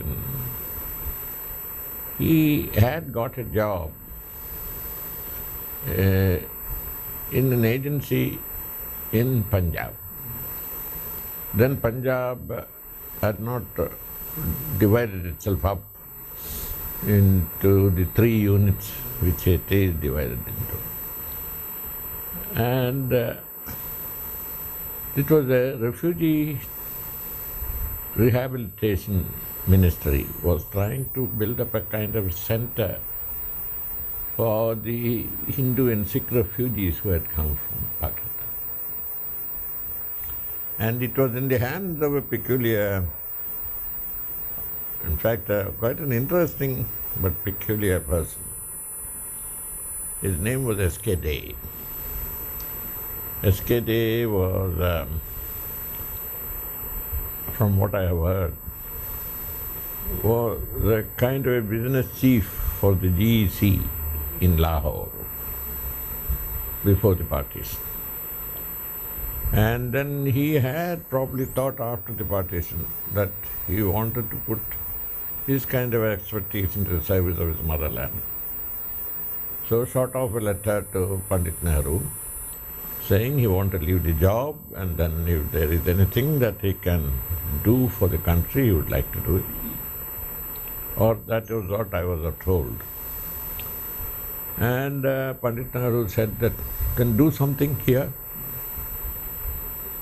So he had a kind of an idealistic kind of idea. He thought that he will build a kind of model township which can replicate itself in various parts of India to settle the refugees. And his idea was that he will clear land. Then, according to what he had once said, that he will clear land and have provision for agricultural growth for 10,000 people and sort of industrial employment for 5,000 people. So like that there will be. And the township that he visualized was what's called Neelakheri township. Because at that time he found it easy to settle up because in those days, just after the war, many of the war production units were being dismantled and a lot of machinery and other things were going sort of a dirt cheap, they were being thrown away. So he set up the little factories and workplaces with all of them. And he tried to put them into motion. But as things happened, it was not an easy thing to do. First of all, to till barren land into agricultural sort of space. And these new factories, without any idea of what will they produce and where will they sell their goods, things of that kind. So it did not take off the ground with a sort of a big leap as you wanted it to. I am talking about the leap because he had made a kind of a sort of a blueprint for how it should develop. And the blueprint included certain things which you normally, today, you will sort of smile at. He said, before people go into the factory to work, there should be somebody who will teach them to ways of keeping their bodies in order. So there will be half an hour of physical exercise. Then half an hour of physical exercise in the evening. So he employed a person for that. Then he thought that in Punjab, where wrestling is very so popular, he should employ a wrestler so that people can sort of get into. Then somebody should have told him that it's all right, wrestling and physical exercise is God. But people should know about what they eat, if they eat what they eat normally. So he had a food expert. Like that, he employed all kinds of people whom he thought in this ideal township there should be there. So with all this expenditure and things of that kind, there weren't enough houses where you could accommodate. We all stayed in tents. Of course, those days tents could be bought for very little money. We stayed in what they call Choudary tents, in which two people could lie, that is soldiers' tents. Anyway, it was a very interesting exercise. The only thing he thought that persons like me could be involved in training people for a certain kind of, let's say, artistic vocation. And those days, people who didn't have any background of exposure to art or art training or hand skills, the only thing that you could train them was to lettering on various things and typography, to a certain extent making of toys and things of that kind. So, first of all, I found that experience interesting because you here was trying to sort of expose people without any background to art activity of a kind. I didn't have terribly much to do, but I enjoyed that experience for a while. But staying in a place like that, it did give you a certain way of what problems people live amidst. But at the same time, I used to go every weekend to Delhi, and I thought that I shouldn't be here too long. So I talked to Mr. Day about it. Mr. Day, I say Mr. Day because he had refused to accept sir from anybody. And so Mr. Day used to occasionally drive me up to Delhi on the weekends and take me back. So he said, we are opening a center in Delhi, we'll go there. Just outside the Humayun's tomb, there are a few kind of cubicles, the old cubicles. And probably the Arab guards used to say. So it was known at that time Arab Ki Sarai. So he took over Arab Ki Sarai and wanted to sort of change it into a small kind of a vocational school. So he said, you can go and work there. So I went to Delhi and started working there. The Arab Ki Sarai cubicles didn't have any windows. So he sort of made windows for the cubicles. And there was no lighting. So in the night we used to have acetylene sort of burning to have it light. Then in the center he made little structures for the various workshops. In between, the close to Arab Ki Sarai and the Humayun's tomb was Nizamuddin. So some people who thought that it was an Islamic monument being put to wrong use, so they made a representation to the government. And a big government delegation came, that includes Pandit Nehru, Maulana Azad and all these people came to see what harm or what damage that they were bringing to. So they came and went, and apparently Mr. Nehru called Day and they said, look, without windows how can it sort of function? So Nehru had told him, you make the windows till midnight today, all the windows. After that you will be sort of given a letter that not to tamper with the... This is what I had heard from other people, that this happened. And I was there for a while.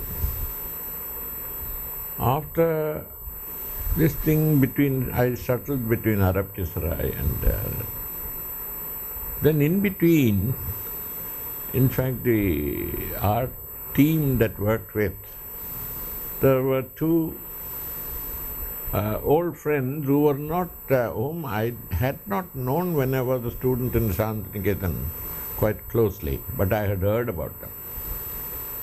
One was Jaipal Mehta, who was very close to Nandalal, in the sense that he was a handsome, very active young man who sort of tried to learn everything that could be learned. And Jaipal Mehta had gone with Nandalal to various places when he was a student. The other was Indulekha Ghosh, who was also very close to Nandalal. Now Indulekha Ghosh, after she left Shantiniketan, was a teacher in various places, and finally she found a place again in Nilakeri, this Punjab center. And a certain kind of an intimacy was there between Indulekha Ghosh and Jaipal Mehta. They stayed together, worked together, this sort of a thing, but sort of a distant kind of intimacy. And Jaipal had also a small flat in Delhi. Jaipal noticed that I was not being terribly comfortable where I am because I was unable to do much work as an artist. So he said, suppose I find you a job in Delhi in an art, as an art teacher in a school. And he knew people in Delhi and some people whom he was familiar with. And I forget his name. There was one man he knew for ages, who was a sort of a retired army officer, who was the principal of a school called the Cambridge School in Daryaganj. And Jaipal had a flat in Daryaganj, and he said, you can use one as your own place. So I went into Sadhu school as an art teacher. But then there was no provision for an aide, there was no department, there was no room. So it was, I think, one Mr. Dev who was the principal, if I remember right. Then I told him, look, I want a room for myself. And it should be a little different from DA. You send me groups of students, let's say, once a week, so that each group you make it into 7 groups, I don't mind, I will come every day, but then they have to sit separately and do these classes. In the beginning, he was very accommodating. Then I brought all kinds of reproductions of artworks and things and all, and put them around and made it like a kind of an art room. He was quite happy. Then children came and they produced some kind of interesting work. I used to ask them why they did this, why they did that, and things of that kind. Somehow this kind of an informality did not go well with them. He wanted it should be like a class. Why do these students go and out of the class? Why do they sort of move around? So I said, look, if you want to teach them art, you have to give them some amount of freedom. Well, so within the first week itself, there was a certain amount of tension. Then this man, this retired army officer, and the old army officers could be quite brusque. So I saw him mistreating a sort of a man who had come to collect a child. I mean, he just sort of slapped him and pushed him out of the campus. Though at that time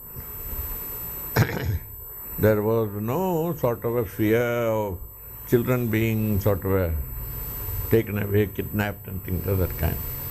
But he treated him as if he was a criminal. And the next day he talked about discipline and things of that kind. So then I told Mr. Dev that you cannot sort of ask people to be disciplined when you are so undisciplined yourself, when you treat people as if they were nobodies. And then I saw you doing this. So my resignation, and so I was hardly there for about, I think, 2 or 3 weeks, and then I went. Of course, Jaipal was a little unhappy that I was so rich, but I told him, well, this cannot happen. And at that time, I was also hot-headed. But then that man, after a while, he called me back, paid me my salary for the whole month, and said, the place is open. Maybe I behaved a little brusquely, but you are. But I never went back. I knew that probably teaching children art was not my line. That is how it started. After that, I drifted about. I moved from Jaipal's flat into a hotel called Madras Hotel. And I had a few friends, made a few friends there who were in the insurance business, and was fairly happy. It was the time when I think The summer, Sushila and I got married, and it was soon after. I had to have something to support her with, otherwise she was supporting me with what she was receiving from the Kasturba Trust. So, at that time, there was a man similar to S.K. Dev who was interested in the work of building a township near Delhi called, that was Faridabad. In Faridabad, this man was establishing certain kind of small factories for handicraftsmen, and one of them was a factory for toys. And somebody who was in the social work field, whom Sushila knew and various other people knew, she used to be a Maharashtrian, she was called Anna Tai. She sort of talked to me saying that, will you come say once a week and see whether you can give them some kind of an idea about what toys, which toys, what kind of things they should do. I agreed to it. That too was a very useful experience as far as I was concerned. I don't know whether it made much of an impact on them or not, but I did give some thought to how toys should be, what can they be done. And it was while doing this, I had some extra money. And I had the money which I earned by doing little copies for a curio dealer, especially copies of Ajanta paintings in sort of a canvas size from prints. That I saw an advertisement in the papers about the Baroda Faculty of Pranam. It was a full page of advertisement, and it advertised for not only the full faculty for the visual art course, but also for music, drama, the thing. So it looked like that here was an advertisement to build a sort of an alternative Shantiniketan. I was impressed, but I was not quite sure whether I should apply or not for a job of this kind, which probably people not even consider me for it. But suddenly I got a letter from Shanko, Sachin Choudary, saying that I am here with this institution. It will be good if you applied, and then we could be here together, kind of. So that is how I made a kind. He was in Shantiniketan a little before you. That's right. Shantiniketan, he was a student of the college. Then after he passed out, he enrolled in the Kalabhavan. So he was there for quite long. And in between, during the Quit India movement, he also went to prison. And of the few people in Shantiniketan who went to prison, he was one.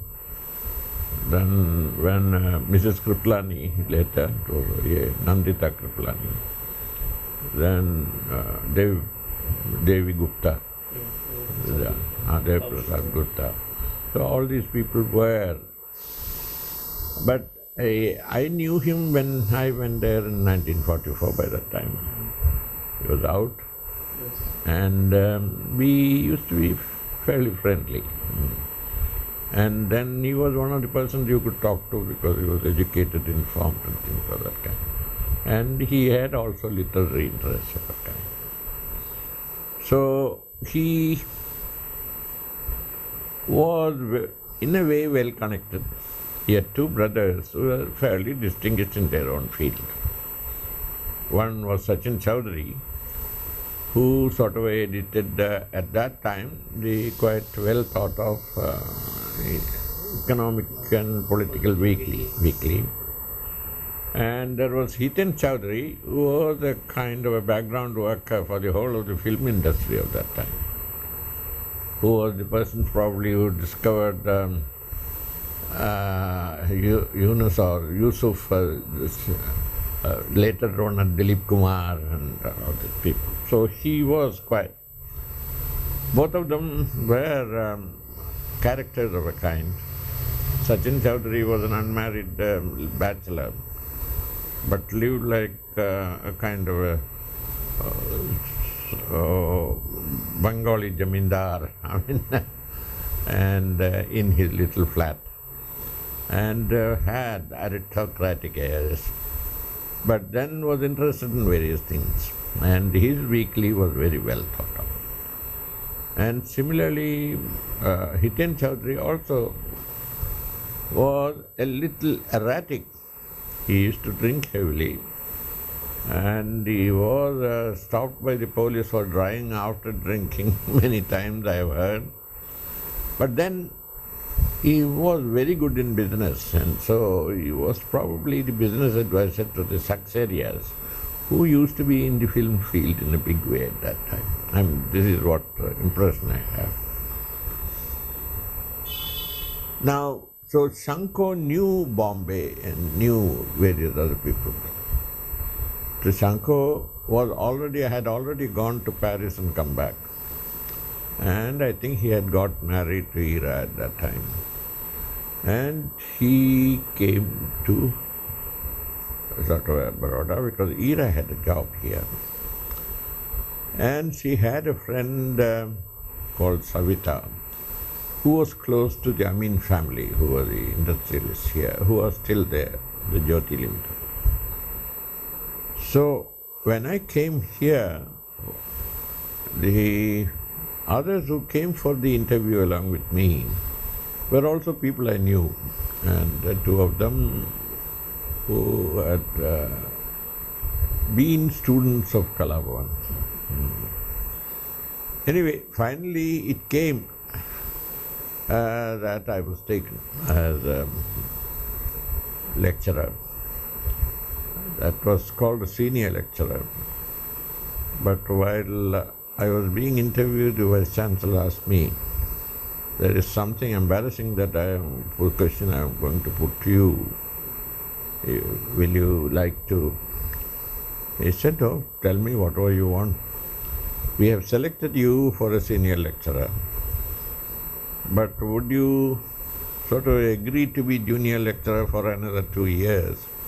Because you are going to have a senior colleague who has been serving the university for a long time. University means the Kalabhavan, whom will feel nice if he is. I said, gladly. And there was one Mr. Rao who was sort of then demarcated as a senior lecturer, and I joined as junior lecturer for the first 2 years or 3 years. That's how I came to Shantini, to Baroda. The Baroda faculty, the experience was excellent in the sense that it was a faculty which was conceived on different lines from the other university departments elsewhere.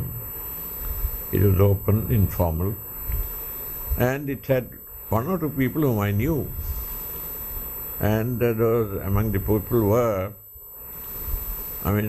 person whom I knew closely was Shankar Choudary, whom I had time to meet and discuss things with.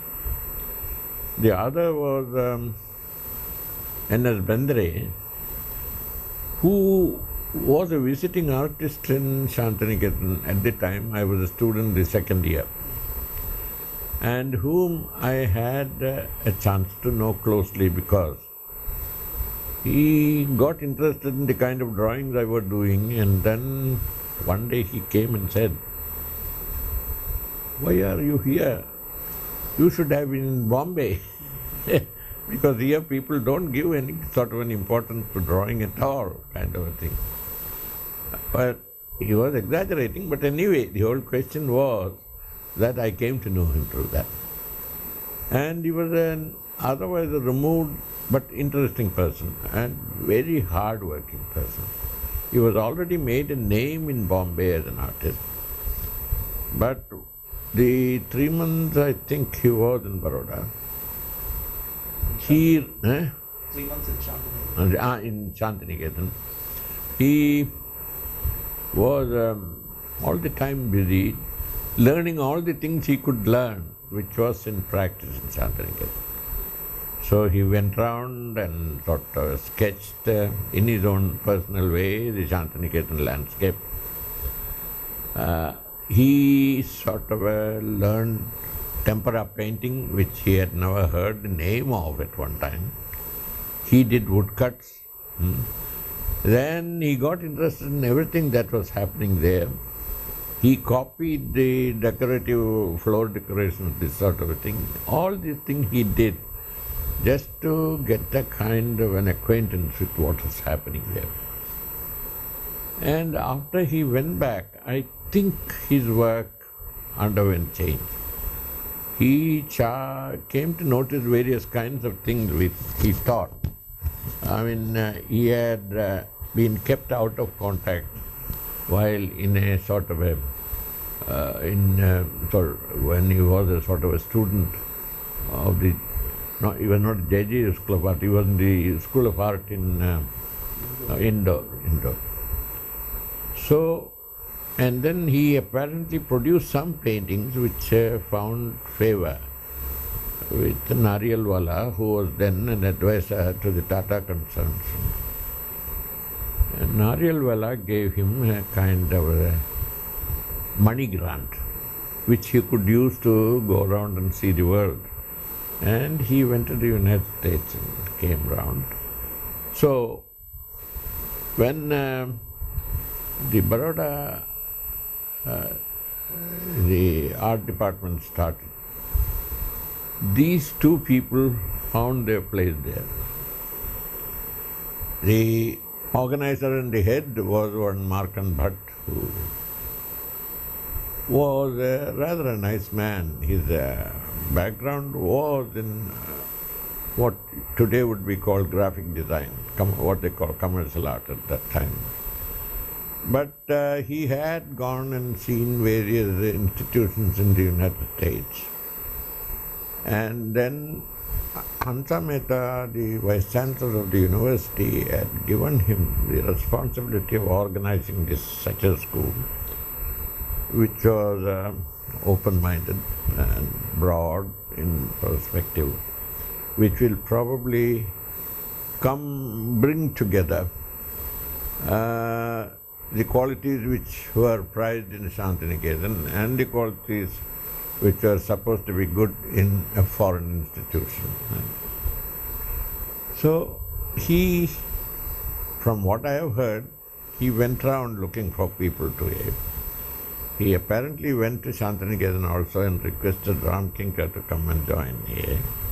But then when Ramkinkar refused and locked it away, he went to Pradosh Dasgupta. And at that time, Pradosh Dasgupta was willing to come here, though he had his eyes for a sort of a teaching post in the Calcutta Art School. So when Pradosh Dasgupta came here, he was here 3 months. And within the 3 months, he got sort of a call from Calcutta. So he went back. And that was the place where Sachin Choudary came. So this is the kind of a background in which the advantage in this institution was that as a university department at that time, it had a board of studies which was all in all. It could sort of plan what it wanted to do and all. And in the beginning it wanted to be fairly informal. It did not believe in sort of examination tests and things of that kind. It thought that there should be sort of each student should have a certain amount of freedom to go the way he likes, but you should probably keep files on them and sort of give in. It started rather well. of course it was not easy to do. So many of those things that he started with, it couldn't pursue with. It was the first person, first institution in the university to implement the grade and credit system. Then it found that the other institutions, when they didn't follow it, they wanted everything, the grading in marks. So it had to also change.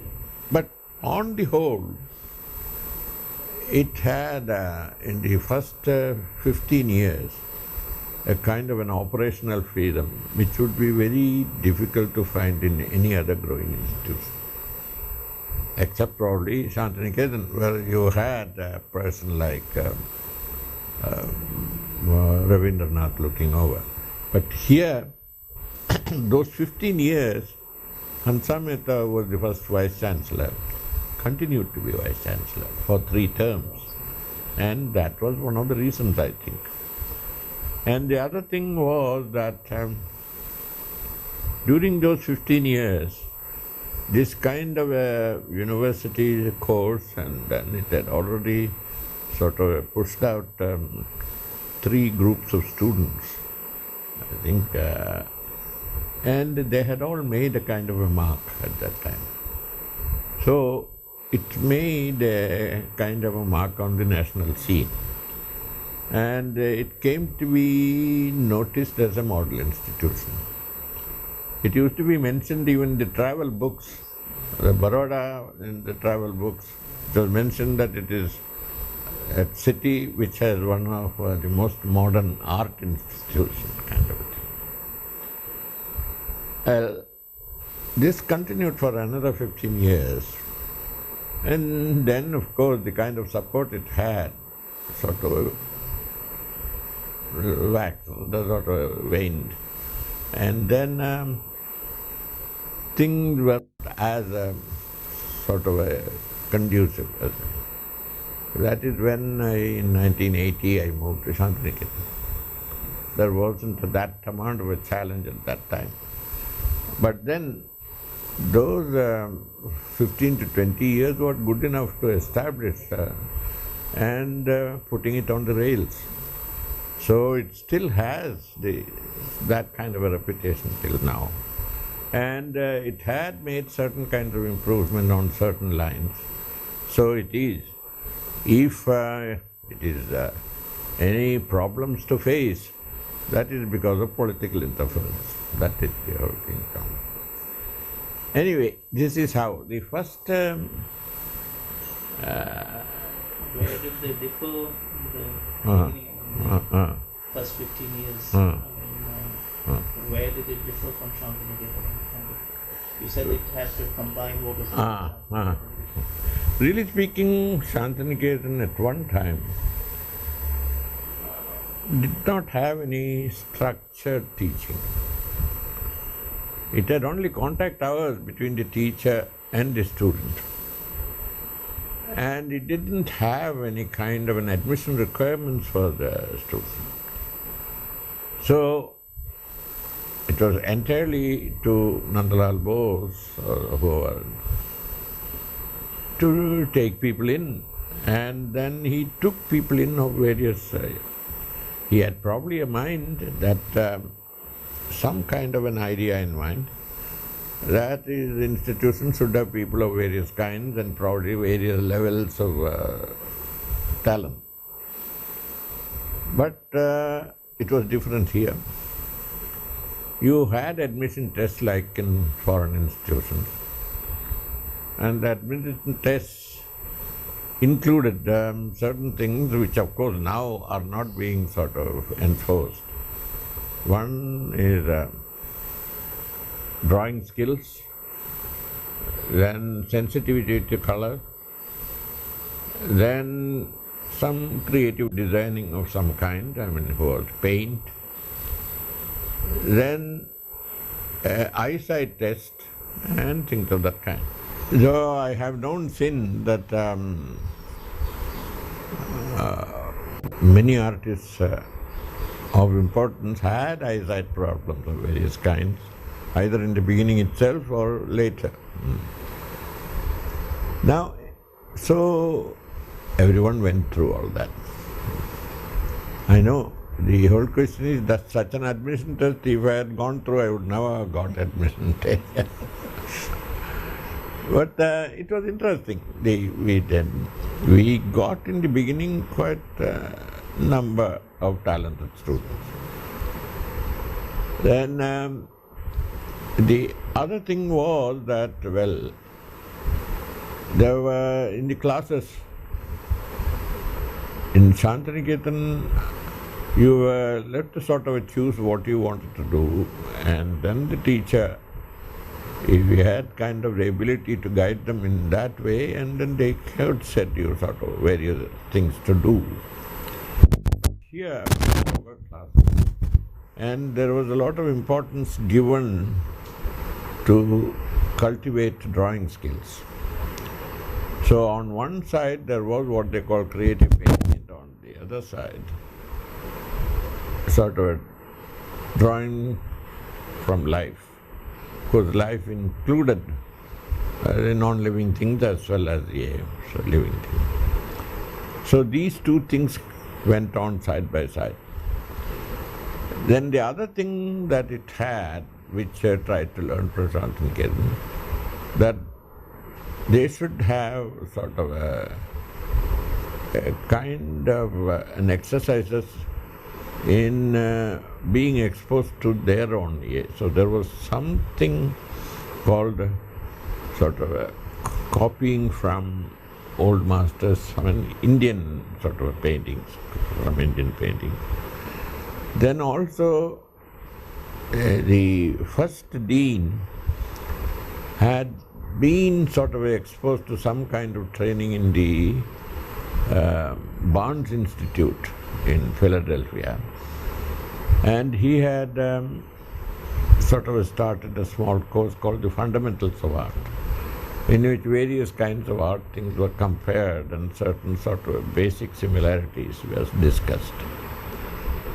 Then, apart from this, it gave a lot of importance to creative painting, so the afternoons were earmarked for sort of a creative painting in EA.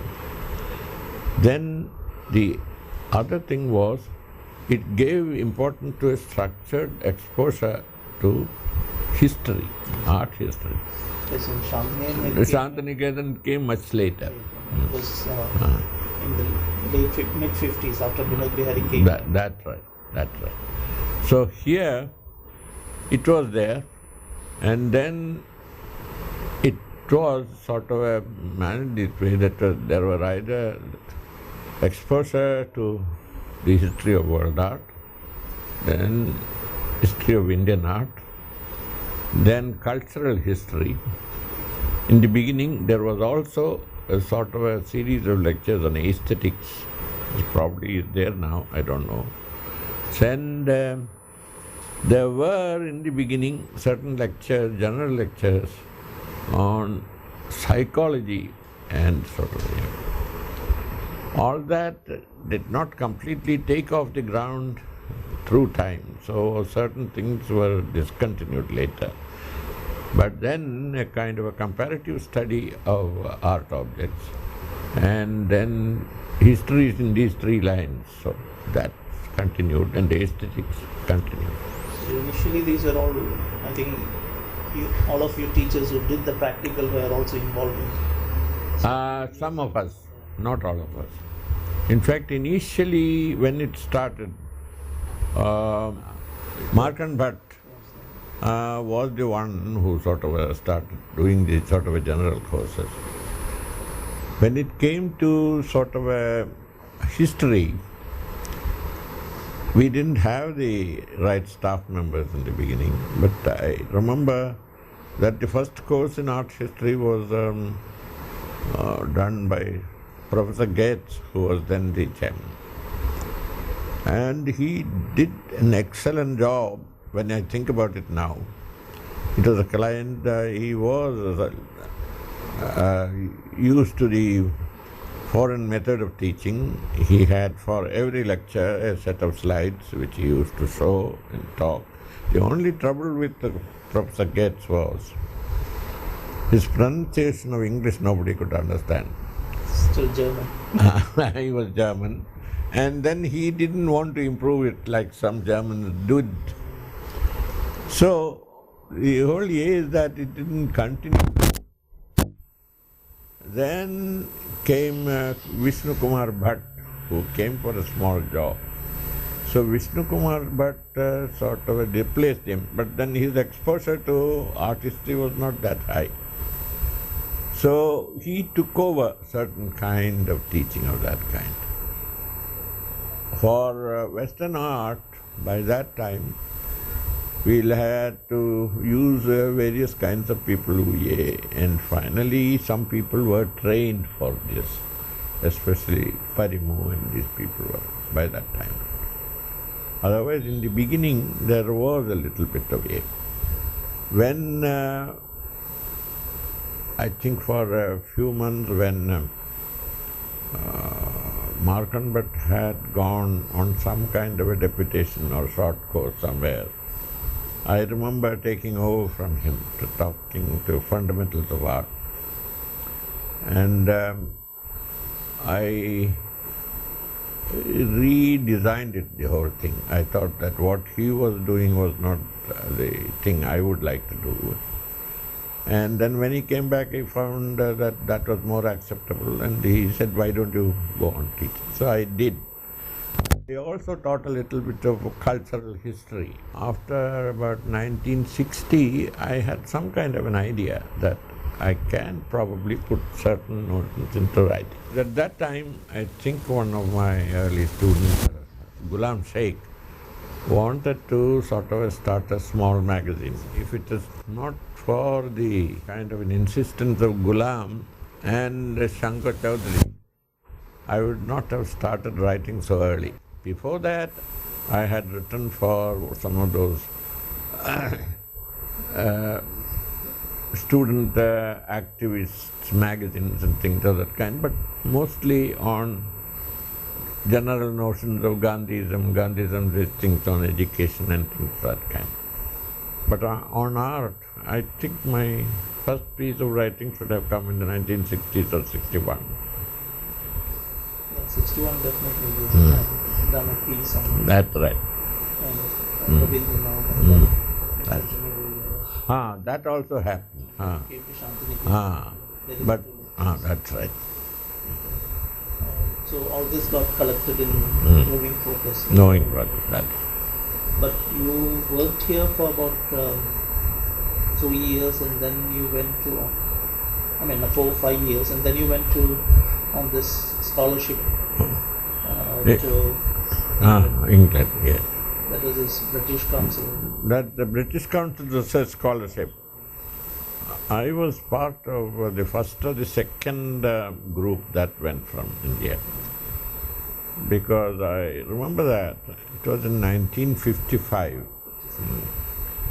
and the group was a sort of an interdisciplinary group. There were scientists, this thing and all. About 20 of us went by sea. It was quite an interesting experience. Then I was there with this Slade School of Art. And because at the Slade School of Art, as a research scholar, you didn't have much to do except choose what you wanted to do. You were generally sort of registered under a tutor. And I remember my tutor was William Townsend, who later was a tutor to Vivan also. He was still there, I think, at that time. William Townsend was a cultivated man, and his brother, I think Peter Townsend, was at that time either an ambassador to Russia or something of that kind, but an extremely nice man. Because he was not a great painter, he was. And in fact, at that time when I went to Slade, it was not a great painting school in Slade. It was, in a sense, I have said that it was a highly drawing-based school. I mean, they were always thinking in terms of drawing. And the slate professor at that time was William Coldstream, who was a highly sensitive man. He could talk about the whole of world art and things and all in 1 or 2 sessions that I have attended. He talked very sort of meaningfully and with a lot of sensitivity about the art of other people. But he himself was a very calculated painter. But then nice. He was a small-sized man, but very highly. So I remember that. And then, but there were other people that I reacted with better. There was Siri Richards. He was Siri was from. Was he from Wales or from probably Wales or Ireland? I don't remember. He was not British in the sense, the English. But then he was a very sensitive man. He was. Then there was, I think, Larry Lamb, who used to teach in fact, both these people used to teach in the printmaking department. I somehow found my way into the printmaking department because that was the department which had enough space. And I could get along with all these things. And that was the same department in which I met Anthony Graves and these people whom I could react with. Because with the kind of background I had in reading and teaching, I could communicate with them more things than their normal students could communicate with them. And also with your Shantaniketan, graphics had a... That's right. And you did quite a number of prints while you were in... While I was there. But apart from that, also you got to listen to E.H. Combs. I know. That was another thing that he... And during my first visit, I wanted to get as much as I could from the museums and from the lectures around. So I always went and sort of... And then because Slade School of Art was part of London University, so you had an access to various kinds of lectures in the London University. And then I remember, I forget who it was, I mean quite a well-known name in the field of natural sciences, who talked about form and movement, form and structure and things of that kind during what they call the post-lunch lectures, and they were quite illuminating. Then that was a place time when they had 2 courses running along with the Slade School of Art, because Slade School of Art didn't arrange for any kind of a structured courses in art history at that time, especially the studio courses. So one set of courses was Gombrich, the lectures on drawing. And those lectures I found quite entrancing from the beginning. And Gombrich was a very good lecturer, had everything sort of ordered, and he could present it in a very palatable way. And then he had something to say. I mean, there was another course of lectures by a German professor, I forgot his name. He was an accredited expert on Renaissance art, but his lectures were very boring. I mean, it was very difficult to sit through them. But then he had also interesting things to show. But then most of the things he showed was more, would have been more useful to a sort of museum specialist than to an artist of my side. I also attended a few seminars and things of that kind, though I was too shy to take active part in many of those seminars, always thinking that I have to know much more than I do. But then I learned a lot by... Because the Gombrich lectures in a sense, probably later went on to his, book. That's right. Art and Division. But also, these lectures and drawing was exploring the different conventions That's right. behind different kind of work. So, in some sense, it ties up with what people like Nandalal and others. That's right. In fact, the whole year, the thing that I got out of it was this kind of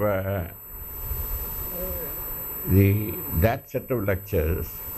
He tried to show from how a sort of a notion of drawing hops from one stage to another, and how a little bit of the earlier stage remains, then it is being transferred to another stage kind of thing. A little laddering up, a little kind of a climbing up kind of a thing.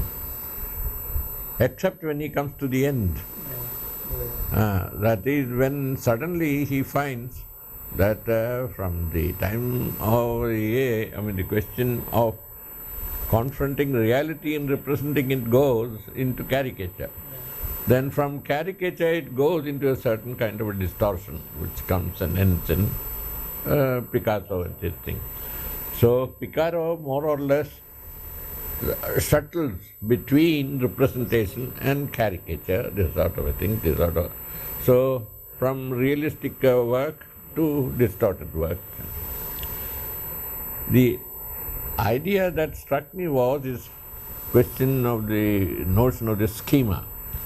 He said that you start with a kind of a schema, which is true with anybody who is doing even conventional drawing. When you draw a thing, you have already a schematic idea in mind and this thing, then you add on details to it or subtract details from it. Now, that kind of schema and the kind of a going forward and the basic schema, how it can be transformed into various things, that I found attractive. And that is what probably made me relate it to the consideration of what Nandalal has the idea. And Nandalal had, without so many words, that kind of notion about it. He has little essays on Shilpa Charcha. That's right. He shows these things.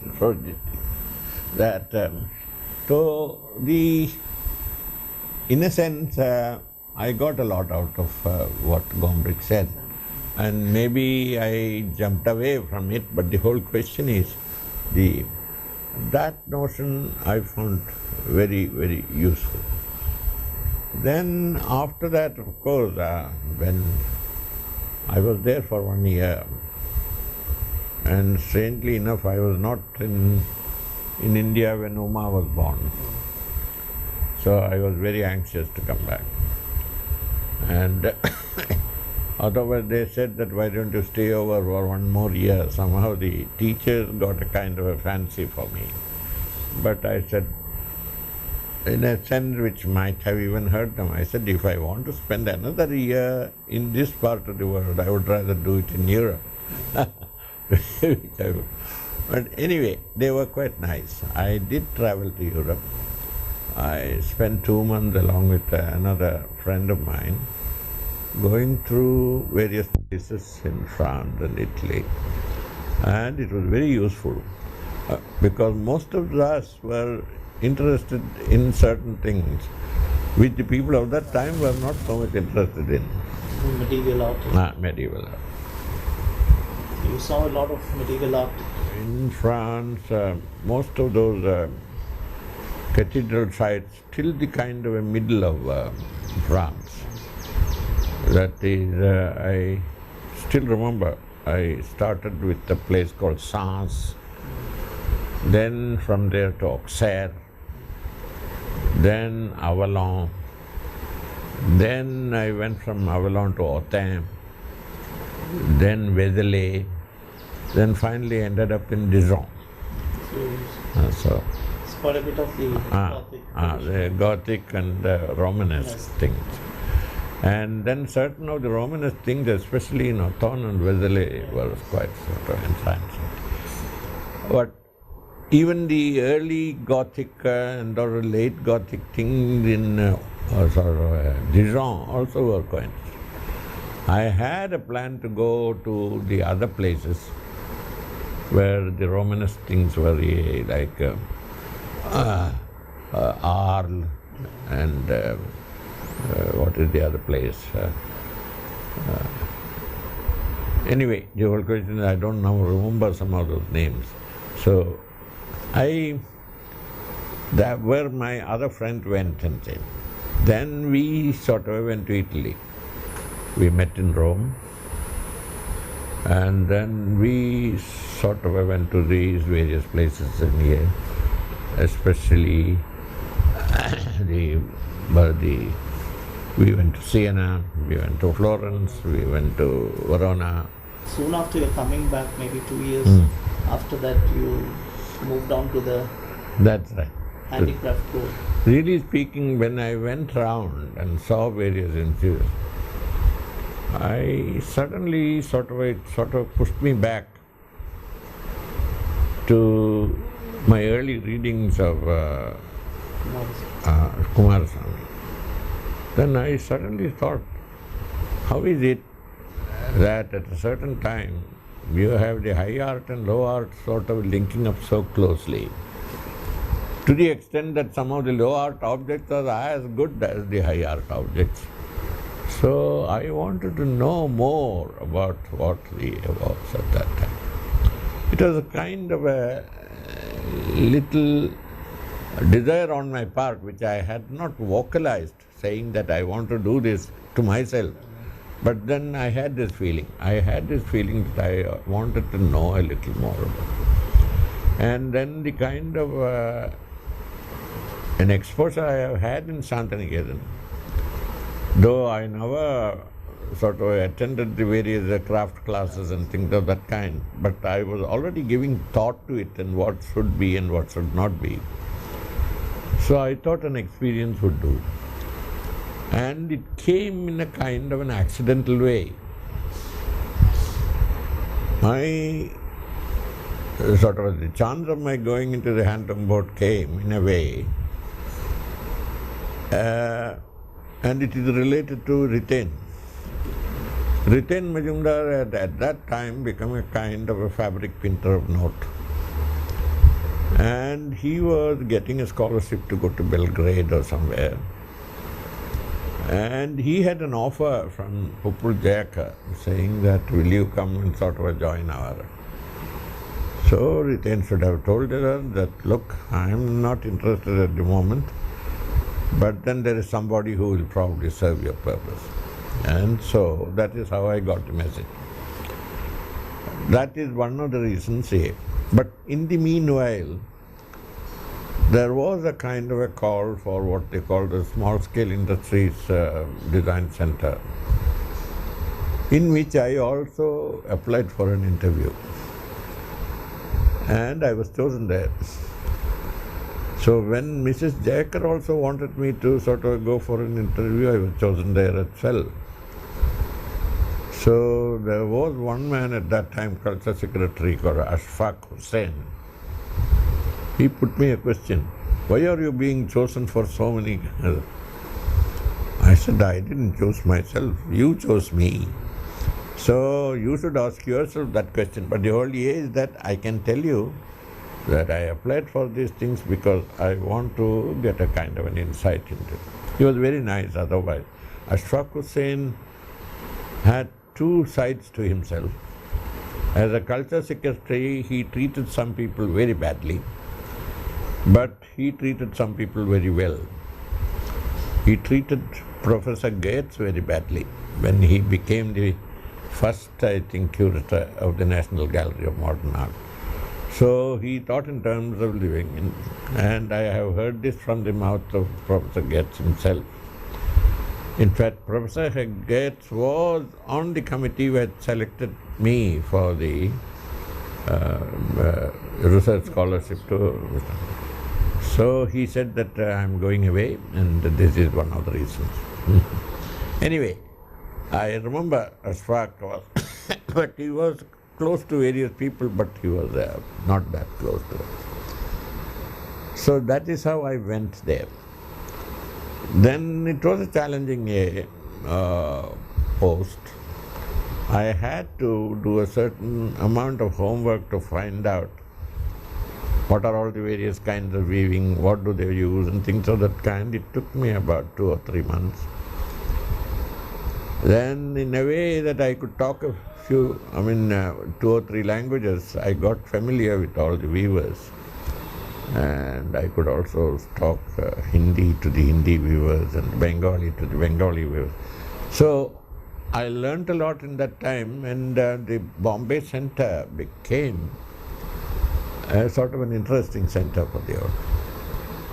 And Mrs. Jayakar agreed to sort of select good artists instead of sort of paper designers for the year. And then we became a kind of an active group. I was there for 2 years and a few months more. And during that time, we produced a lot of goods, from the cheapest to the most expensive. But by that time, I found that the economics of this, the whole question is that people, you might make a good design, but if he is not find its entry into the market, it's not good enough. And there are various factors that come against it, especially factors related to sort of a money value, this thing and things of that kind. And most of the selling agencies and producing agencies, they buy each other with money. And so, even though there was what was called the handloom house never pushed our goods through. Though we had a daughter sort of a display counter. So I thought, what am I working for? In fact, so I told Ms. Jayakar, they say these things don't sort of push through. I do not want to continue here. I want to, and at that time already people were calling me from Baroda.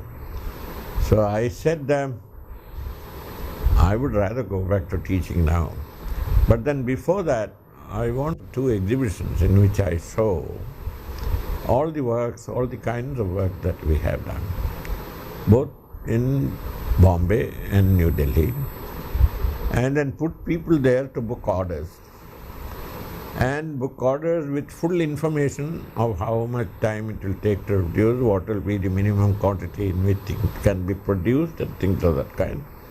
And show to you that it is not a question of these goods not finding their markets, but it is because the impediments that come into this. So I did that. We had a big show in the Jahangir Art Gallery, the whole hall, and we had put there a person to sort of book orders for a year. In 7 days they booked orders for, then I think 7 lakhs or something order, which for that time was a lot of money. The same thing happened in Delhi too, and we showed work there in the gallery of these IFAX gallery, which was there. And there also a lot of people came, including Ramkinga Bates, who was at that time in Delhi doing that work on the Reserve Bank of India. Yes. But these exhibitions were not documented. They were, they took slides of those things because we had a kind of a documentation department. But they have lost all the things. It was not. In fact, even those things I did in 1965 later, because I became, after I left the thing, Mrs. Jayakar was very particular that I should keep my contact with the. So I used to have a 1 year kind, 1 year or 2 year kind of contract, or later still. Came here, but I worked as a sort of a consultant for about 3 or 4 years. used to go for 1 month in the year, go and work in their area. In a way, I mean, although you didn't get involved in the craft thing in Shantiniketan, I mean, later. That's right. Which is interesting because even with Vinod, until he went to Nepal, he didn't probably, I mean, appreciate or work That's towards right. those things, those aspects of Nandalal. But then later on, when he went to Nepal and kind of thing, and in your case, I mean, True. Almost 20 years after you, I mean 18, 20 years after you left, you kind of began to do things which was comparable. So that is the... Anyway, the whole idea is that thing still sticks. But also there are two things. One is that it made you very different from your contemporaries, because most of your contemporaries were people who went into the, I mean, post-independence, I mean, kind of more formalist, more kind of art kind of thing that came up and which they thought was international, more kind of self-expression, things like that. That's right. Really speaking, I know the early age that we all started with a certain kind of a notion that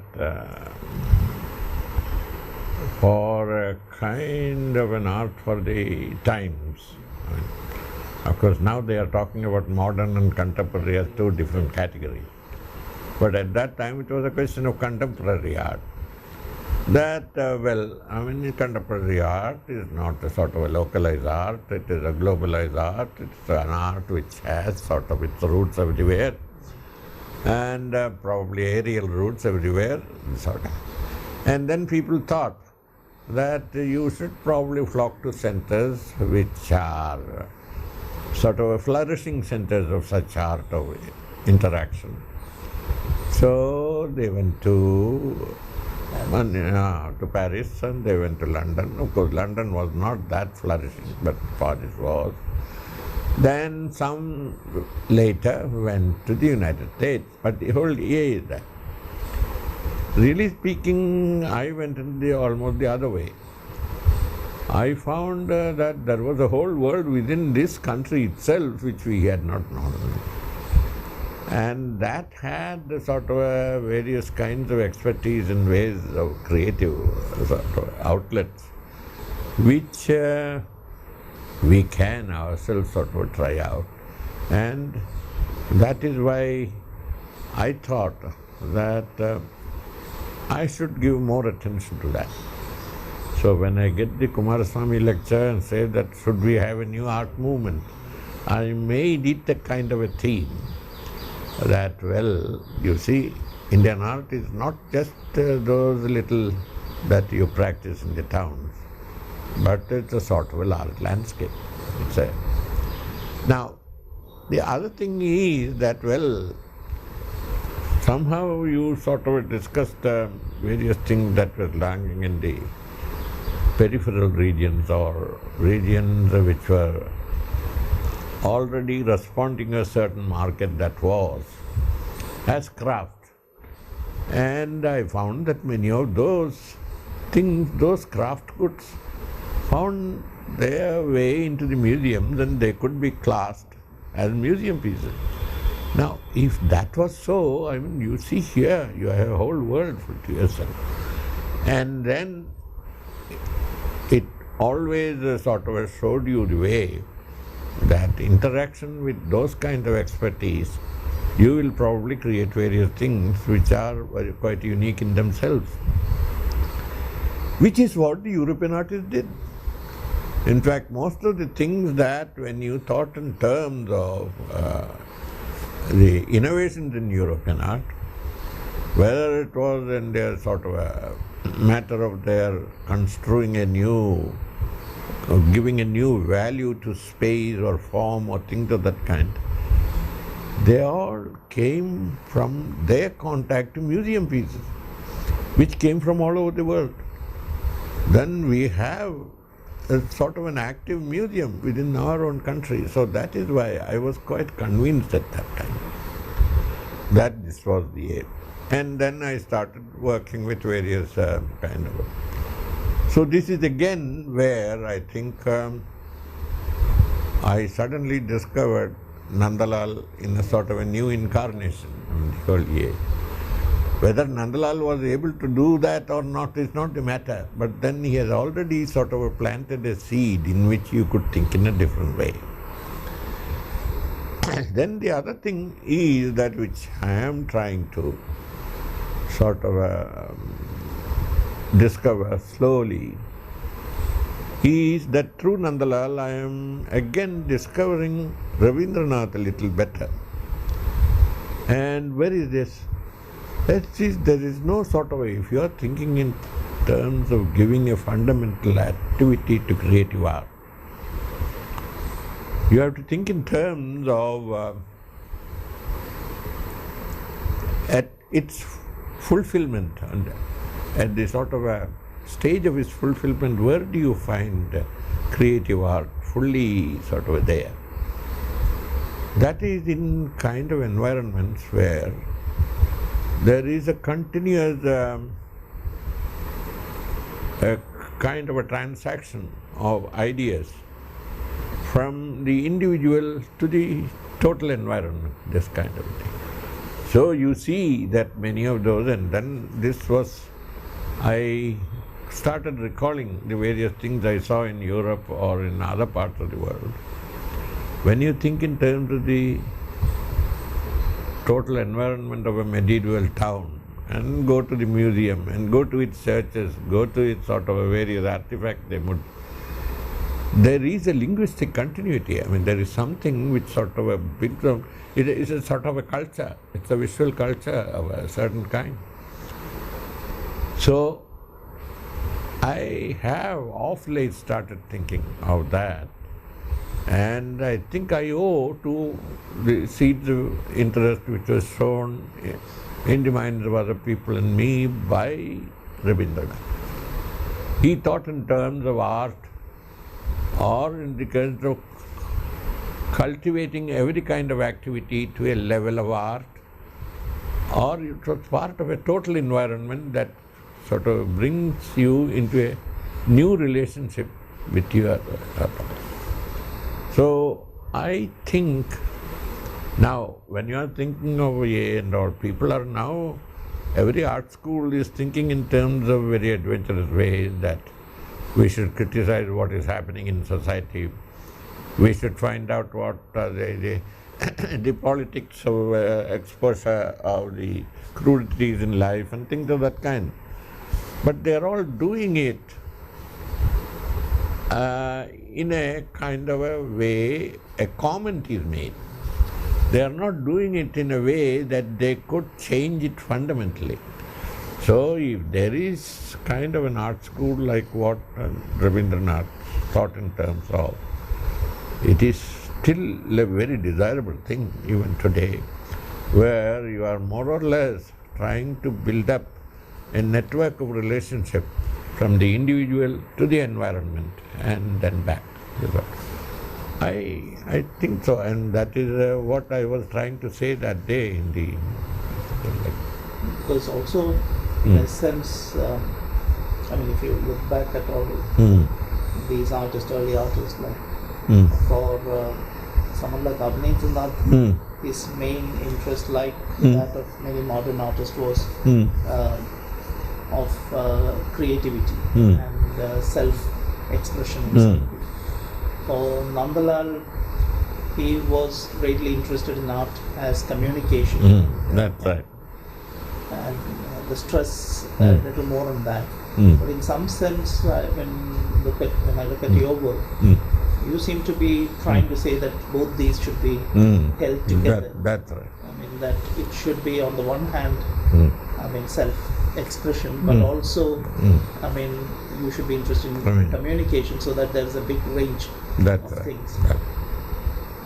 Yes, a big range in a sense that it should have many facets which enrich the environment. There is a certain kind of an effort to do that. I mean, how do you, I mean, maybe I'm sort of stealing my place into the environment in various ways, but that's a different thing.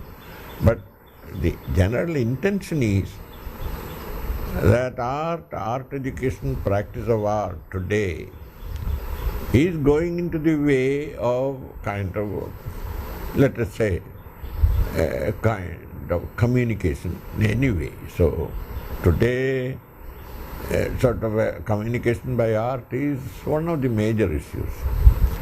Now, the level of communication. Then the question of the art seeping into the environment, making institutions that way, that communicate with at a certain different levels in the sort. Now, all this, in certain cases, we are taking it as necessary. Now, if we are thinking in terms of today's world, people are discussing in terms of, let us say, regularizing transport systems, regularizing the landscape, regularizing the thing and all. But we never think in terms of putting into one scheme a kind of a growth of culture, in terms of especially visual culture, which at one time used to happen quite naturally.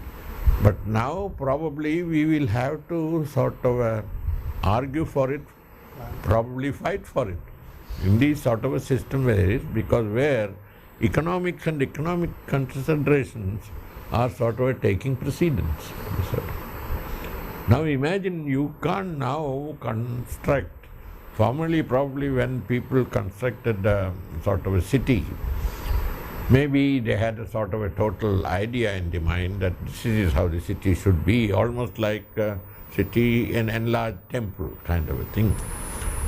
But now, of course, when you're thinking in terms of sort of making buildings for the city, the question of the total view of this as an organism doesn't that anymore occur. You are thinking in terms of what is the land price, how much the construction price, and what much can you sort of get out of it, and what is the sale value, and things of that kind. You are thinking in terms of like a shop window display kind of. You are not thinking in terms of a total organic structure. Now, I should think that when you think that proper kind of transportation facilities are available for a country, you can also think in terms of how a certain kind of sort of a structure of a city should be. At one time there was, I mean, they did have even, I think, I don't know how many years back, an exhibition in probably Vancouver of making kind of structures where people live together and can, what was that called at that time? Sort of neighborhood structure kind of, where people could sort of get into contact with each other easily. But then, well, that was just a sort of an occurrence. The economic considerations took over. And it's strange. I mean, they are thinking nowadays of beautifully constructed individual pieces, but they are not thinking in terms of putting them all together. So in a way, I mean, all those different things you did, like Nandalal and Raminda, of course. I mean, doing things for children, like Savage Park, then doing various things for the festivals, the theatre, that's right, kind of things, and then something like the Haripura Concourse. That, I mean, you know, this expansion. it is a total scheme. In some way, I mean, of course, the opportunities today are, as you suggest, not the same. But then you also did these books, the toys, the murals, the textiles. So there has been an attempt to kind of reach out and do. There has been, yes. I mean, there has been an attempt. The only question is that how much can we reach out? How many can we enrich the environment? And if, I mean, all the time we think in terms of people thought, and at one time things. Ravindranath also thought in terms of tapovan, building an ashram where there can be. that kind of a cultural unity, it breathes out a certain sense of order, a sense of knowledge, a sense of interrelationship. But then now the whole is that, is there a possibility of recreating it even if it is in small pockets, in an institution, this sort of. This is where the whole is, that maybe that you might not now transform a whole city like you had the chance to do at one time. But you can certainly sort of build an institution which has a sort of a personality of its own, and which will probably sort of exude a certain kind of an aura of culture. That should be possible. And especially when people are putting in money to build institutions of that kind. I mean, they have the kind of resources to do it. But then, still, we don't know how. Because one thing, I mean, although you don't have this chance, you have tried to do this through your murals in some sense. Because, I mean,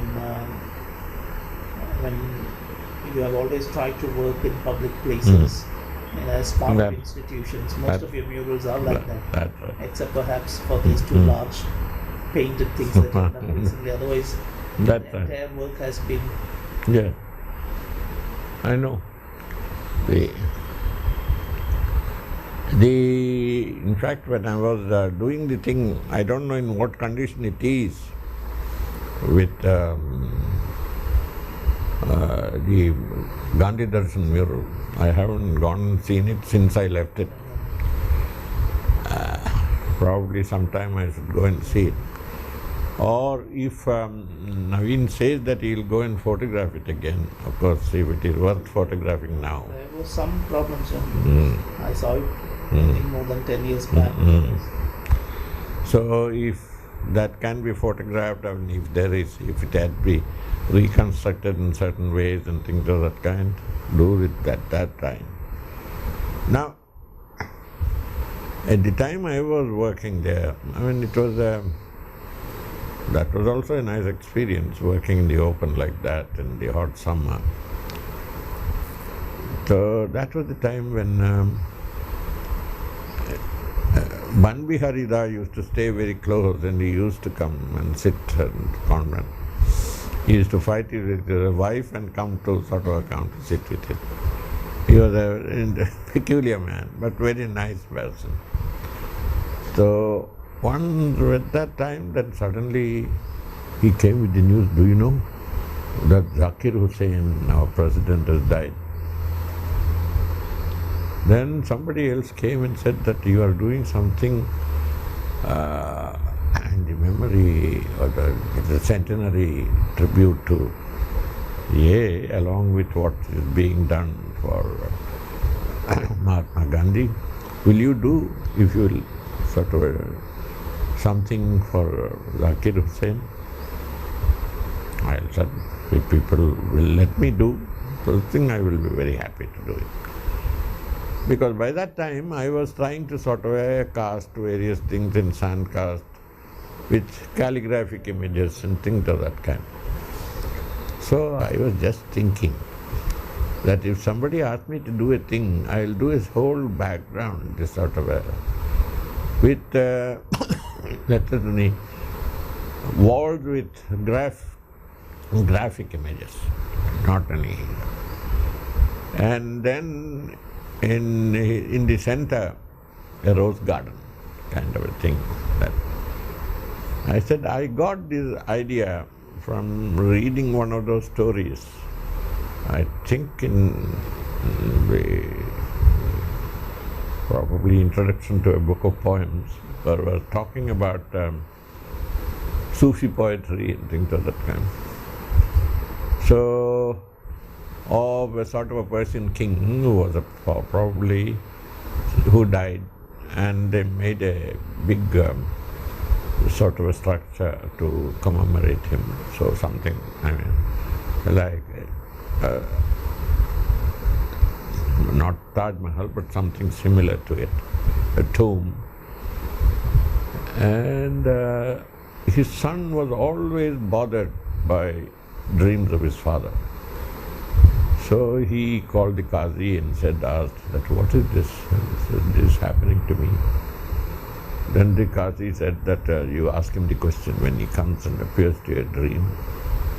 So he said, so it seems he is supposed to have got the message from his dead father. So, after all, I am dead. I want to float freely around. Don't put me under the weight of a big structure. Have a rose garden instead. Which is a sort of I think that would have been, but of course the offer never came.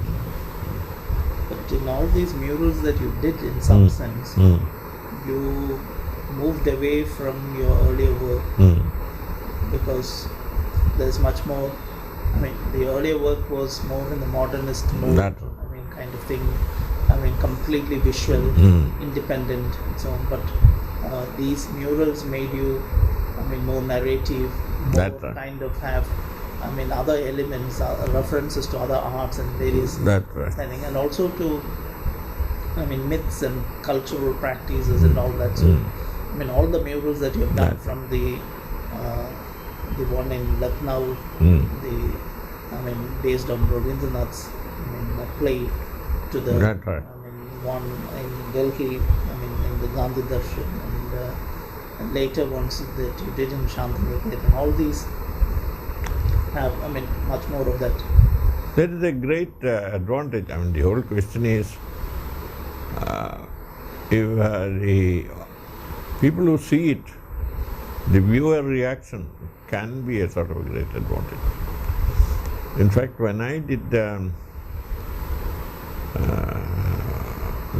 first black and white mural on DA, I was thinking in terms of more or less the architectural details and how to cover it up and make it more lively and things like that. But when our Santal servant talked about Babu, to Devi ko thai hove, so then I suddenly heard that there's something in people are asking for.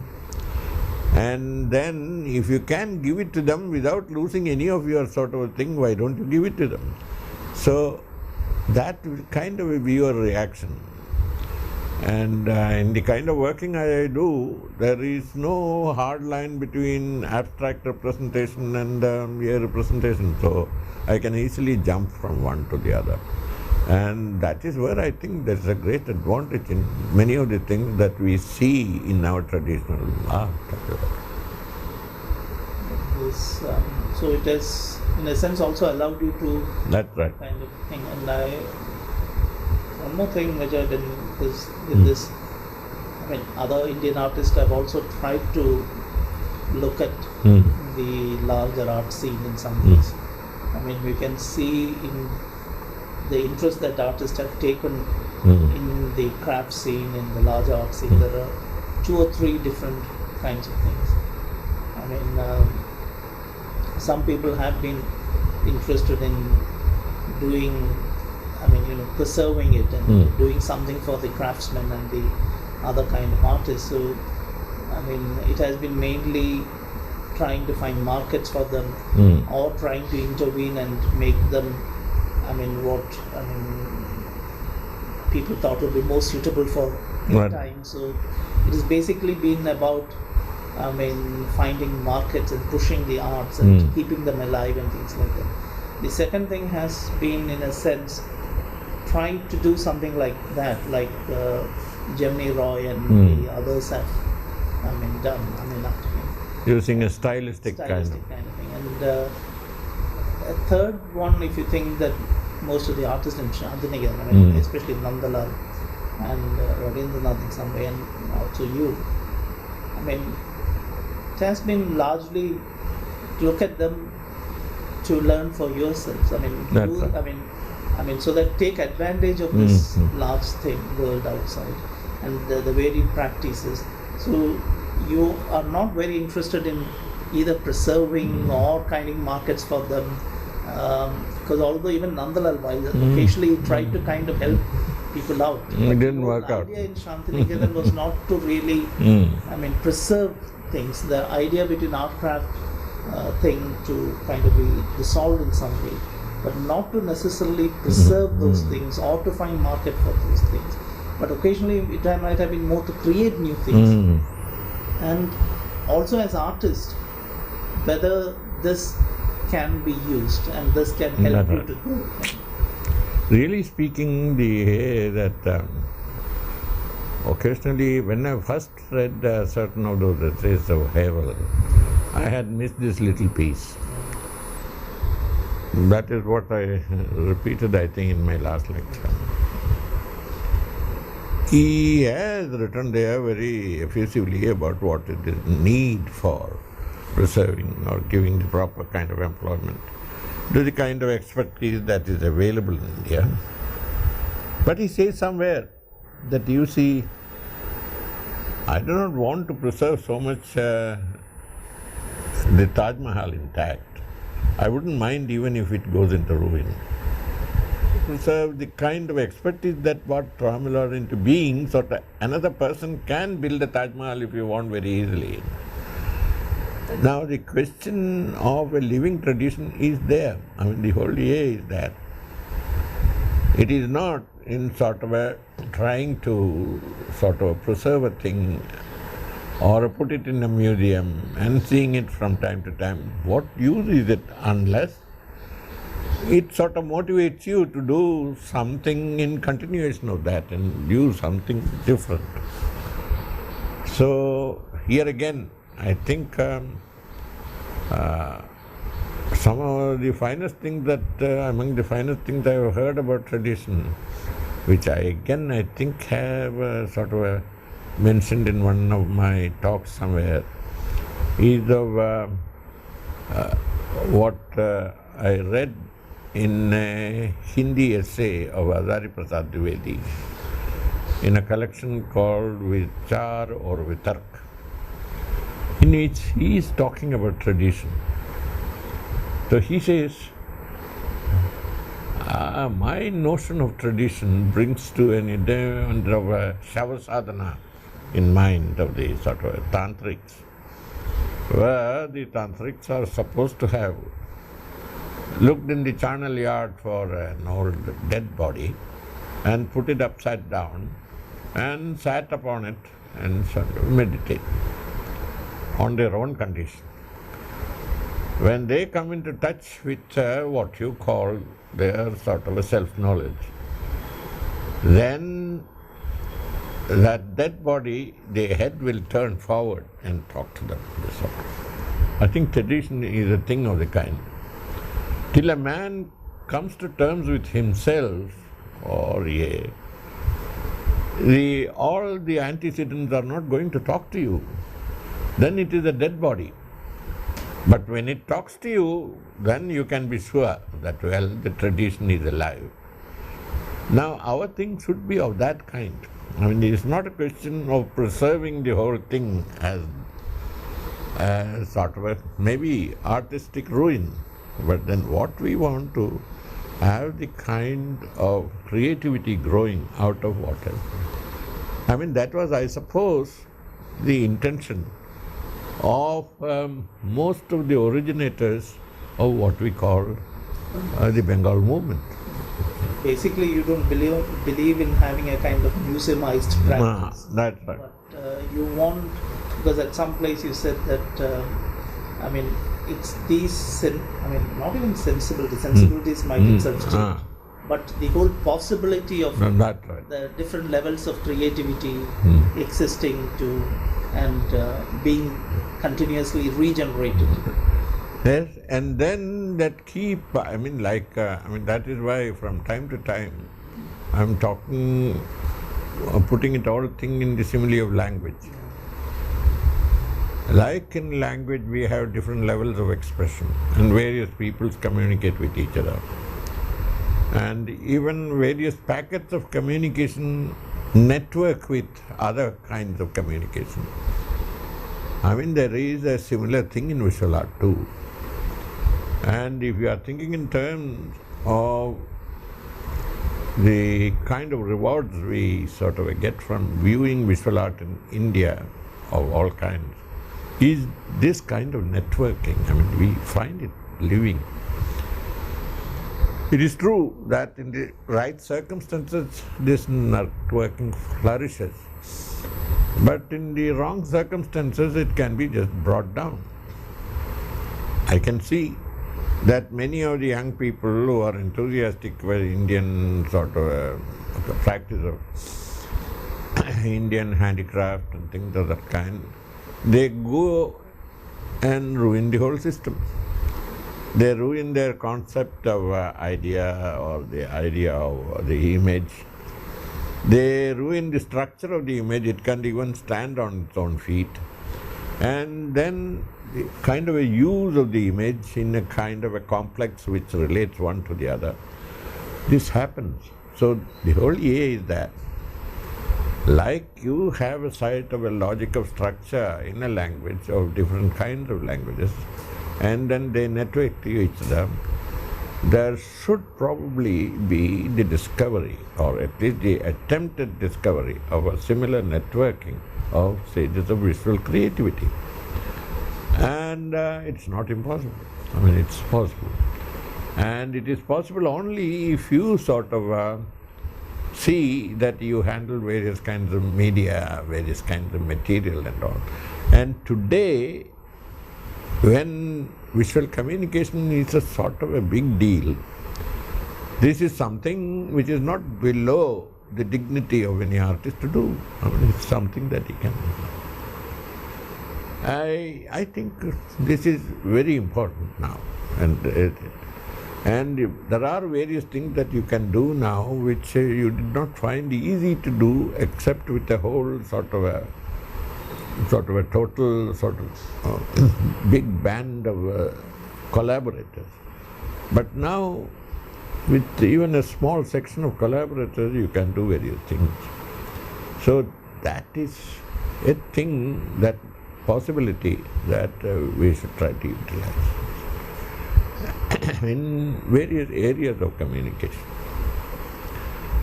I know that visual communication in the normal run, when we see, I mean, it is all related to various purposes, and that purposes limit their like kind of sort of bands of exposure. That's true.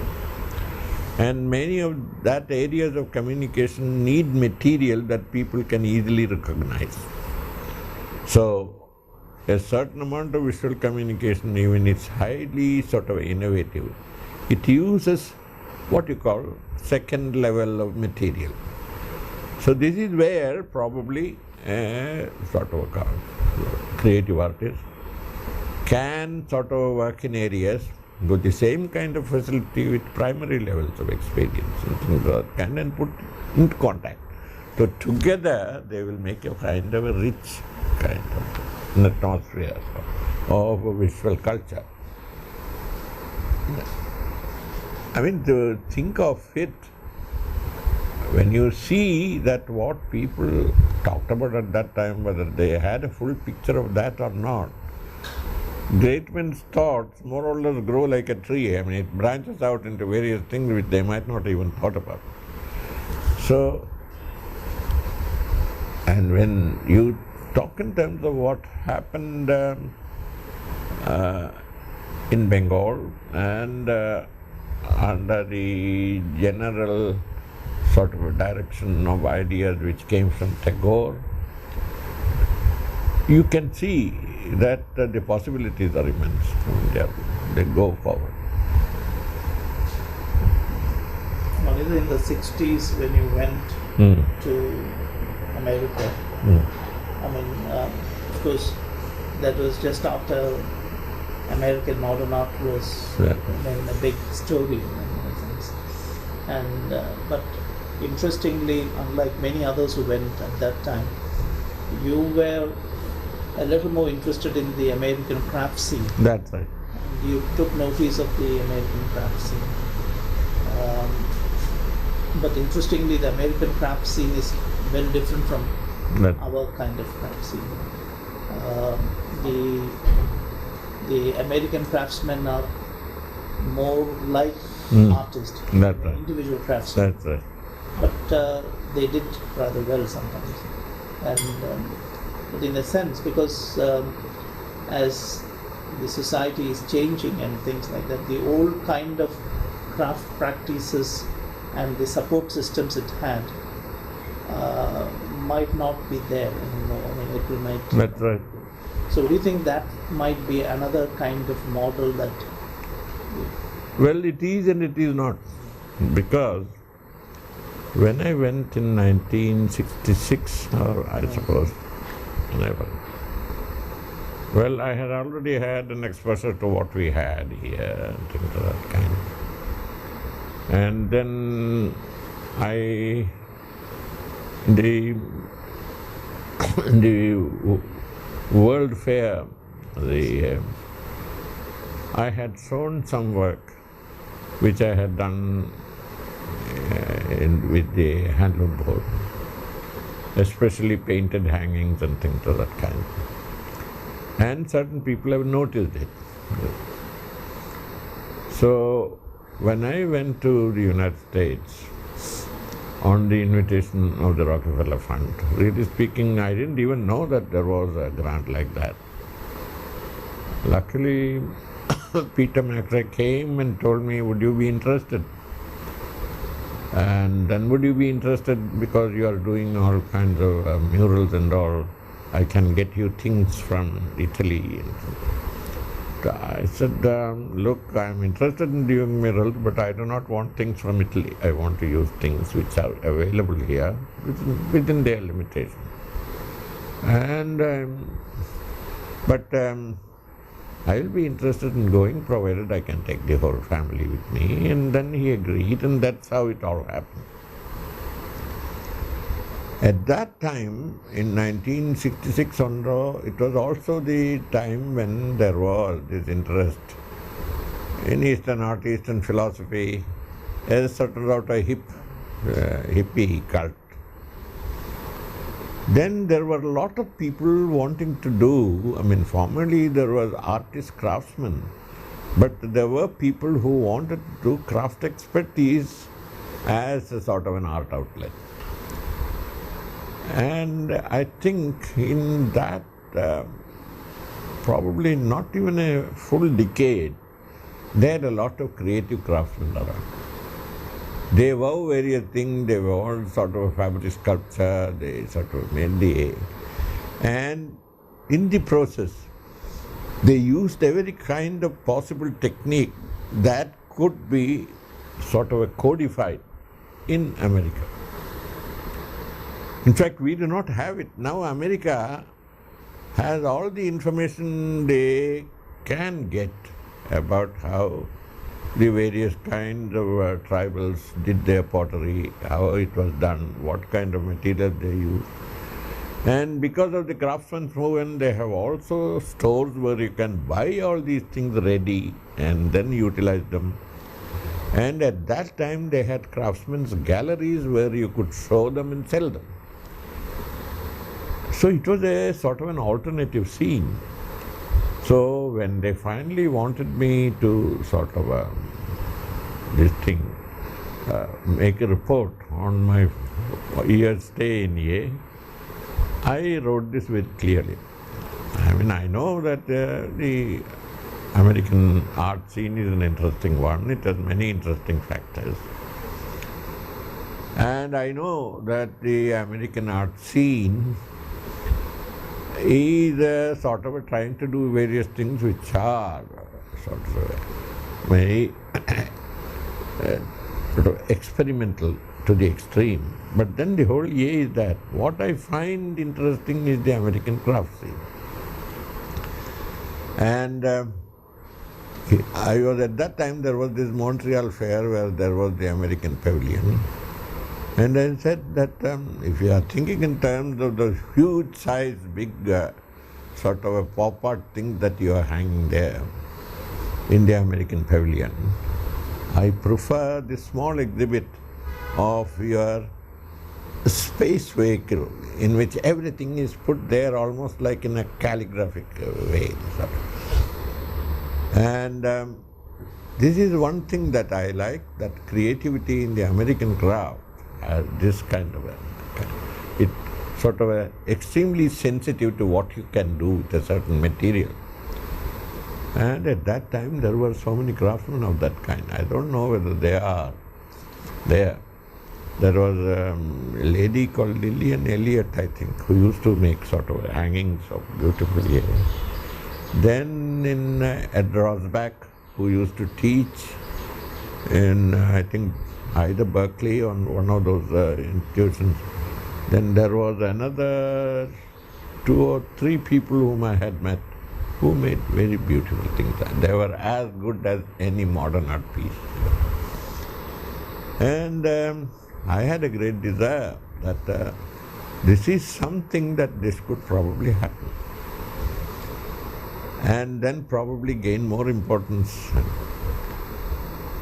But my later visits to America has disappointed me. All that craftsmen's movement has crumbled.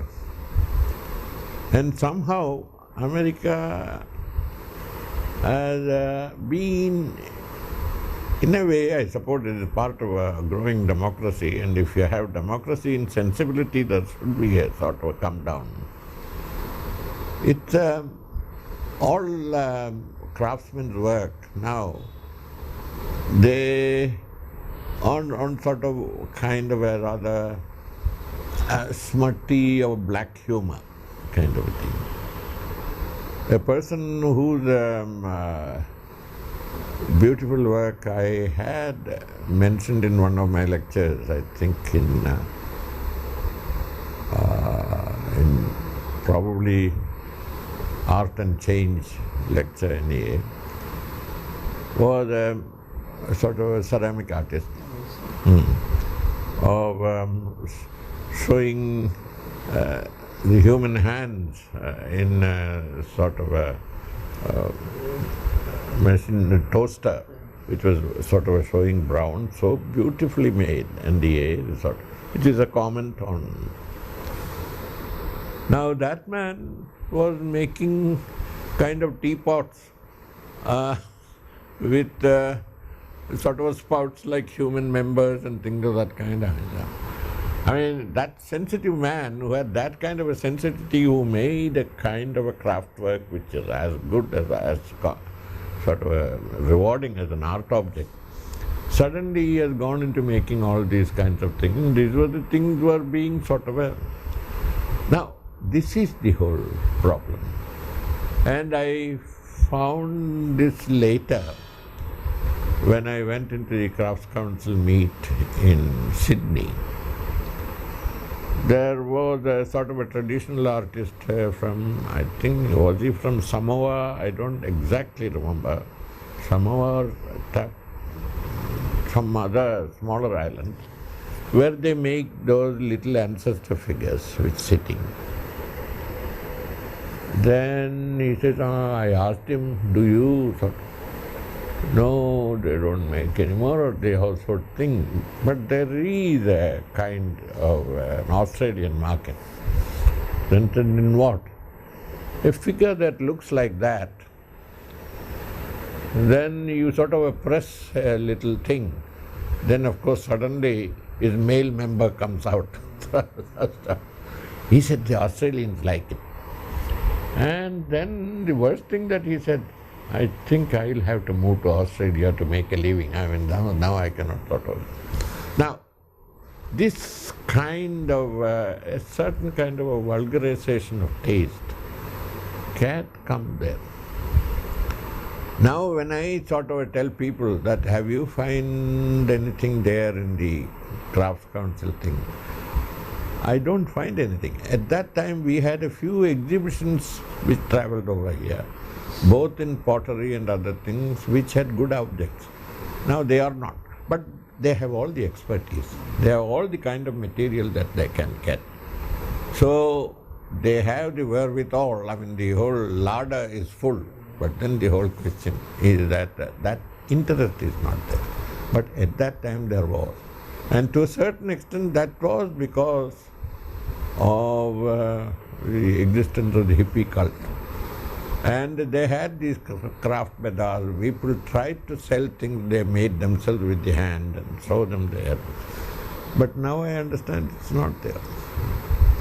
So there is always this little problem when you want to have arts with a broad base. I mean, one of the problems is also about how the art market works. Because culture probably, doesn't really fit into this whole thing. But then the survival of the artist. I know, you have to have a sort of a response, that kind of a response. And in a certain way, material response, in a certain way, a kind of admiration and understanding and things of that kind. Which is not there, then it is very difficult. Now, that is why when you see something like what Hearst, Damien Hearst, the encrusted skull and all, people used to do such beautiful things at that time. This is nothing compared to it. And it had more sort of a sensitivity. And now Damien Hearst earns sort of potfuls of money for a thing which I do not respond to. But then that's what has happened. A certain kind of a come down. But then I'm not holding against this, it's a certain kind of deterioration or whatever change of circumstances that happen everywhere. And when such a sort of a widespread tapestry of vulgarity can be seen in this whole country, then how can we talk against what is happening elsewhere? But it's also because art has been moving away from sensibilities. That's right. From the whole thing of making objects and the visual kind of sensuousness of objects and things like that to a more conceptual framework. It is making kind of sort of a curio. It's a curio of that. But after the 60s, you, in some sense,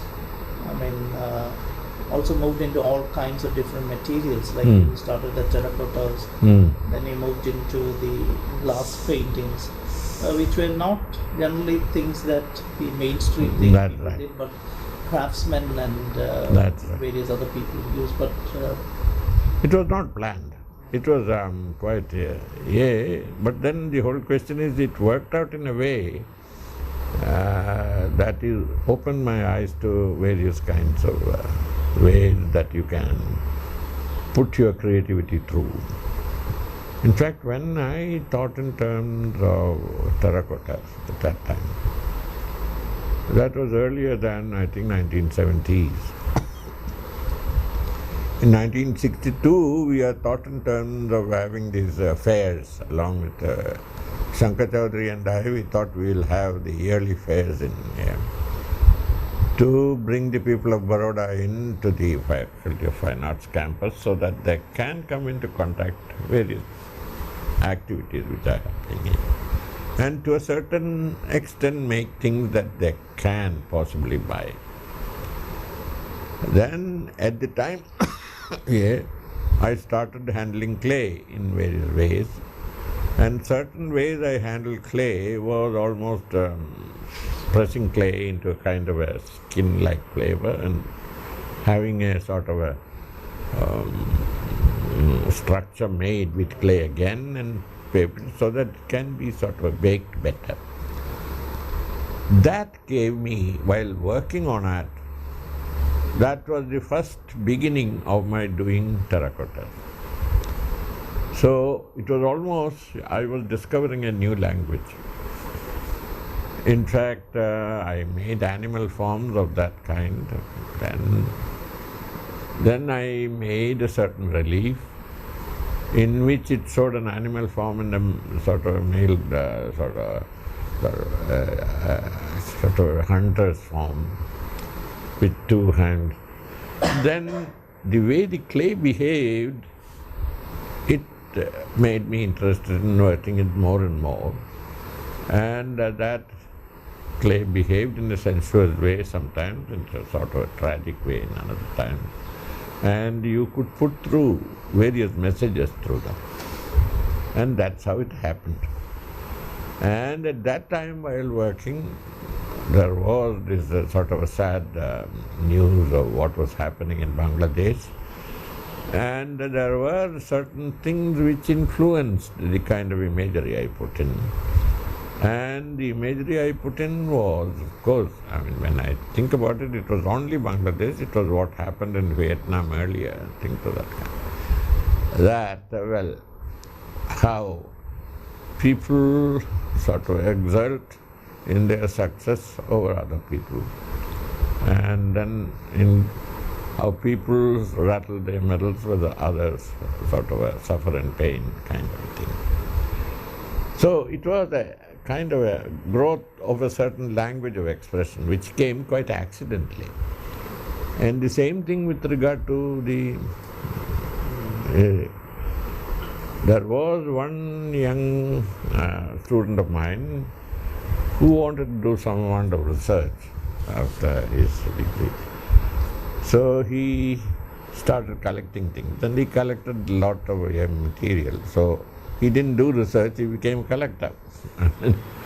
And he had a whole range of glass painting that he had collected from this part of the world. And they had many kinds of styles within them. So I wanted to know how did they do that. Then the interesting thing with certain kind of a classmate, they come so straight to the surface and they have a certain kind of a sense of immediacy, of image. So I thought that is something that I should have. But he had no information about the whole thing, and many people did not have information about how glass painting was done and what kind of medium they used.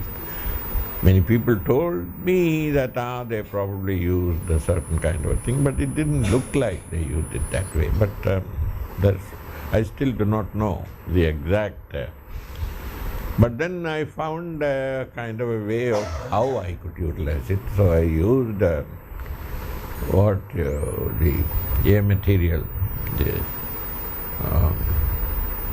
Initially you did it on glass. On glass. Plexiglass. On glass. Used the sort of watercolor and then sort of closed it with oil color kind. And it seemed to work well. So I did, I think, the first pieces for a fair in Shantiniketan. And then put sort of a gold paper or something behind. Then later I started doing it on sort of what you would call acrylic sheet and things of that kind. And from one thing it grew to another. The images became a little more complicated sort of. But I still think a simple image in sort of a thing is probably the best thing that. But it also is in a sense like while many artists like to impose themselves on things. I mean, like the craftsman. I mean, you gradually prefer to work with the medium. That's right. Then, I mean, speak I know. to the medium. I know that. And the whole question is, that's why the were asking me about this at one time, I think, who. So I told them about an old story. That is when I started working in Shantiniketan, in Kalabhavan. That I took a set of drawings to Master Mashai to show, because people had told me that if you draw most and then you show it to Master Mashai, he'll be very happy. So I took to Master Mashai. I looked at him, and in a spiritual way he sucked his lips and then he said, bhalo hoyeche. Then I stayed longer. Then he looked at me and said, একটু দবির কাতার মতন হয়েছে. Then he said, look, what? It shows that you are itemizing things, your details are being sort of. ভালো ইমেজের জন্য এত detail দরকার নেই। তাহলে তুমি হয়তো, then he said that you are working with a sharp pencil or a pen. Don't do that. I'll give you a piece. Then he gave me a sort of blunt kind of thing to draw. I then started drawing with that thing. Then I found how different it was. The image of an object you draw with a sort of fine point and you with a sort of blunt point, already there is an interference. The image becomes different. Then of course I started thinking that every kind of a medium that you use is a kind of accomplice. I mean, it tries to help you, or you have to work with it in a way that you can utilize it for your own purpose. So there is a contribution for each kind of image. Now, that is the case with the thing when you sort of do it with either clay or sort of there are certain possibilities you can. But when you do the other way around, try to sort of impose the language of another medium to that, it doesn't work the same well. This is the whole problem. That goes to a kind of craftsmanship of a limited kind. That's right. So Manidhan, like you came back to Shantiniketan, out there for about 20 years afterwards. So so there was this big gap in the Shantiniketan in the 40s that you saw, I know. 80s that you painted, and I have, in fact, that is I came to Shantiniketan partly because of, I got sort of fed up here in a way, and the other way is that my name had got involved with the institution and its responsibilities. So I started feeling like, whenever there was a problem or things of that kind, people all used to come to me saying that, what can we do? So I felt like a mother hen which had to sort of cover its chicks and protect it. I didn't like that idea. I think, anyway, the whole question is Soma got married and we didn't have much to do here, so we thought we'll have Vanaprastha. Sushila was not too happy to leave a place, but still, since at that time, I think, who was the Vice Chancellor?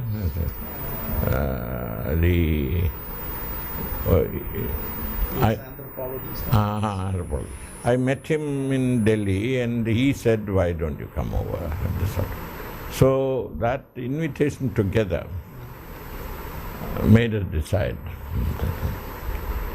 So that is how we came there. I knew that the institution was no more the institution that I left or studied in. I had come in between twice or thrice for meetings after Kaushik sort of took over as principal. Till then I was not terribly welcome in the institution. I was never asked to come. But after Kaushik, yes. So I also came, and when they wanted to make it into a degree course, to tell them what we did here, and there's a certain amount of understanding of what we did in the, so all that. But I also know it was not the sort of an institution that Tagore thought in terms of. It was becoming a professional institution which was thinking in terms of serving the needs of the times. It was not something which was thinking in terms of transforming the environment.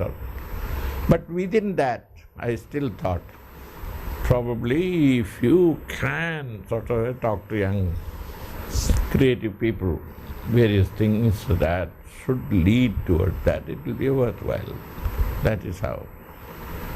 And anyway, the time I spent in Shantiniketan as a teacher, it was not very long, only about 9 years or 7 years or something. After that, Professor Emeritus, so I could just come and have tea with all of you. But the whole idea was that still this kind of a thing was there, that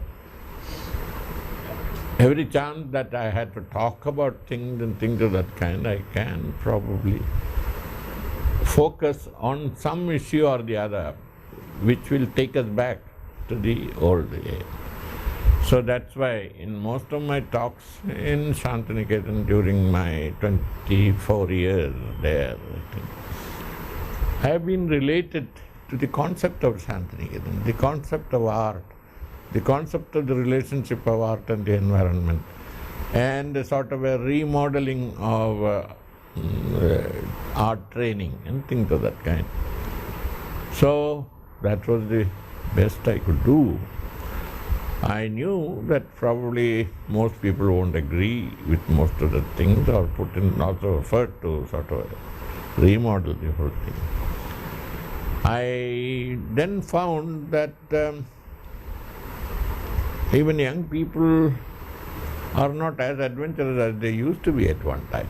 In fact, young people tend to be more resistant to improvisation than the other, which I sort of later found, especially when I gave them a sort of a drastic alternative to do the design program. I worked on it, wrote it on down, almost sort of a term to term what should be done. But they just brushed it away and they didn't find it. So I can understand. So when you think in terms of institution, you can have the finest planning and the best EA. But if the people who operate it do not feel equal to it, they will sorely put it away. That's the whole thing. So, I mean, it is like that story of, I think it was Umberto Eco's or something, that of the tribal wearing sort of a timepiece as an ornament rather than the...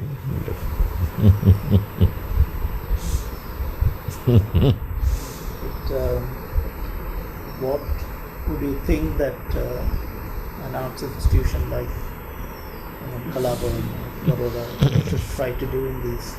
This is, I can, in fact, I had already started thinking that 20 or 25 years back. That first thing, that an art institution which confines itself, painting, sculpture, this sort of arts and things of that kind doesn't anymore. It's terribly limited. Visual communication is a sort of a larger scheme. In the beginning, it looked as if that most people will go, like Satyajit Ray went into filmmaking. But just imagine now, out of the digitalization, things of that kind, filmmaking has become sort of a big thing. I mean, all kind of publicity, then TV, this thing and all. So it is visual communication. And the way you use the material there can be quite refined and quite vulgar. I mean, the whole thing is there. But then there is a certain amount of possibility in visual communication and covering up the whole world with kind of information and sort of messages, which we should not lose. So that is why I think that every art institution now should have all the facilities of visual communication that we can easily handle, and probably have kind of various sort of courses or programs which will refine the use of visual communication. And then when you think in terms of what Nandalal and these people wanted, they want to write books for children, write books for various people, write books on techniques for the ill-educated.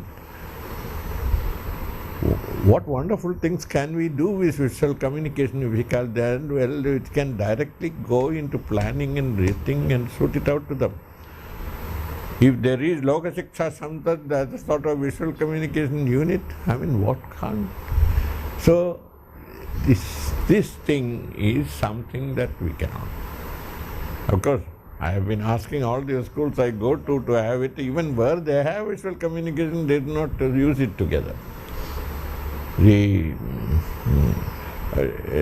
Hyderabad, that school has a mass communication unit, but all its facilities are somewhere and these people are somewhere else. I mean, they are doing all those artworks which do not have that kind of facility of reaching out to people.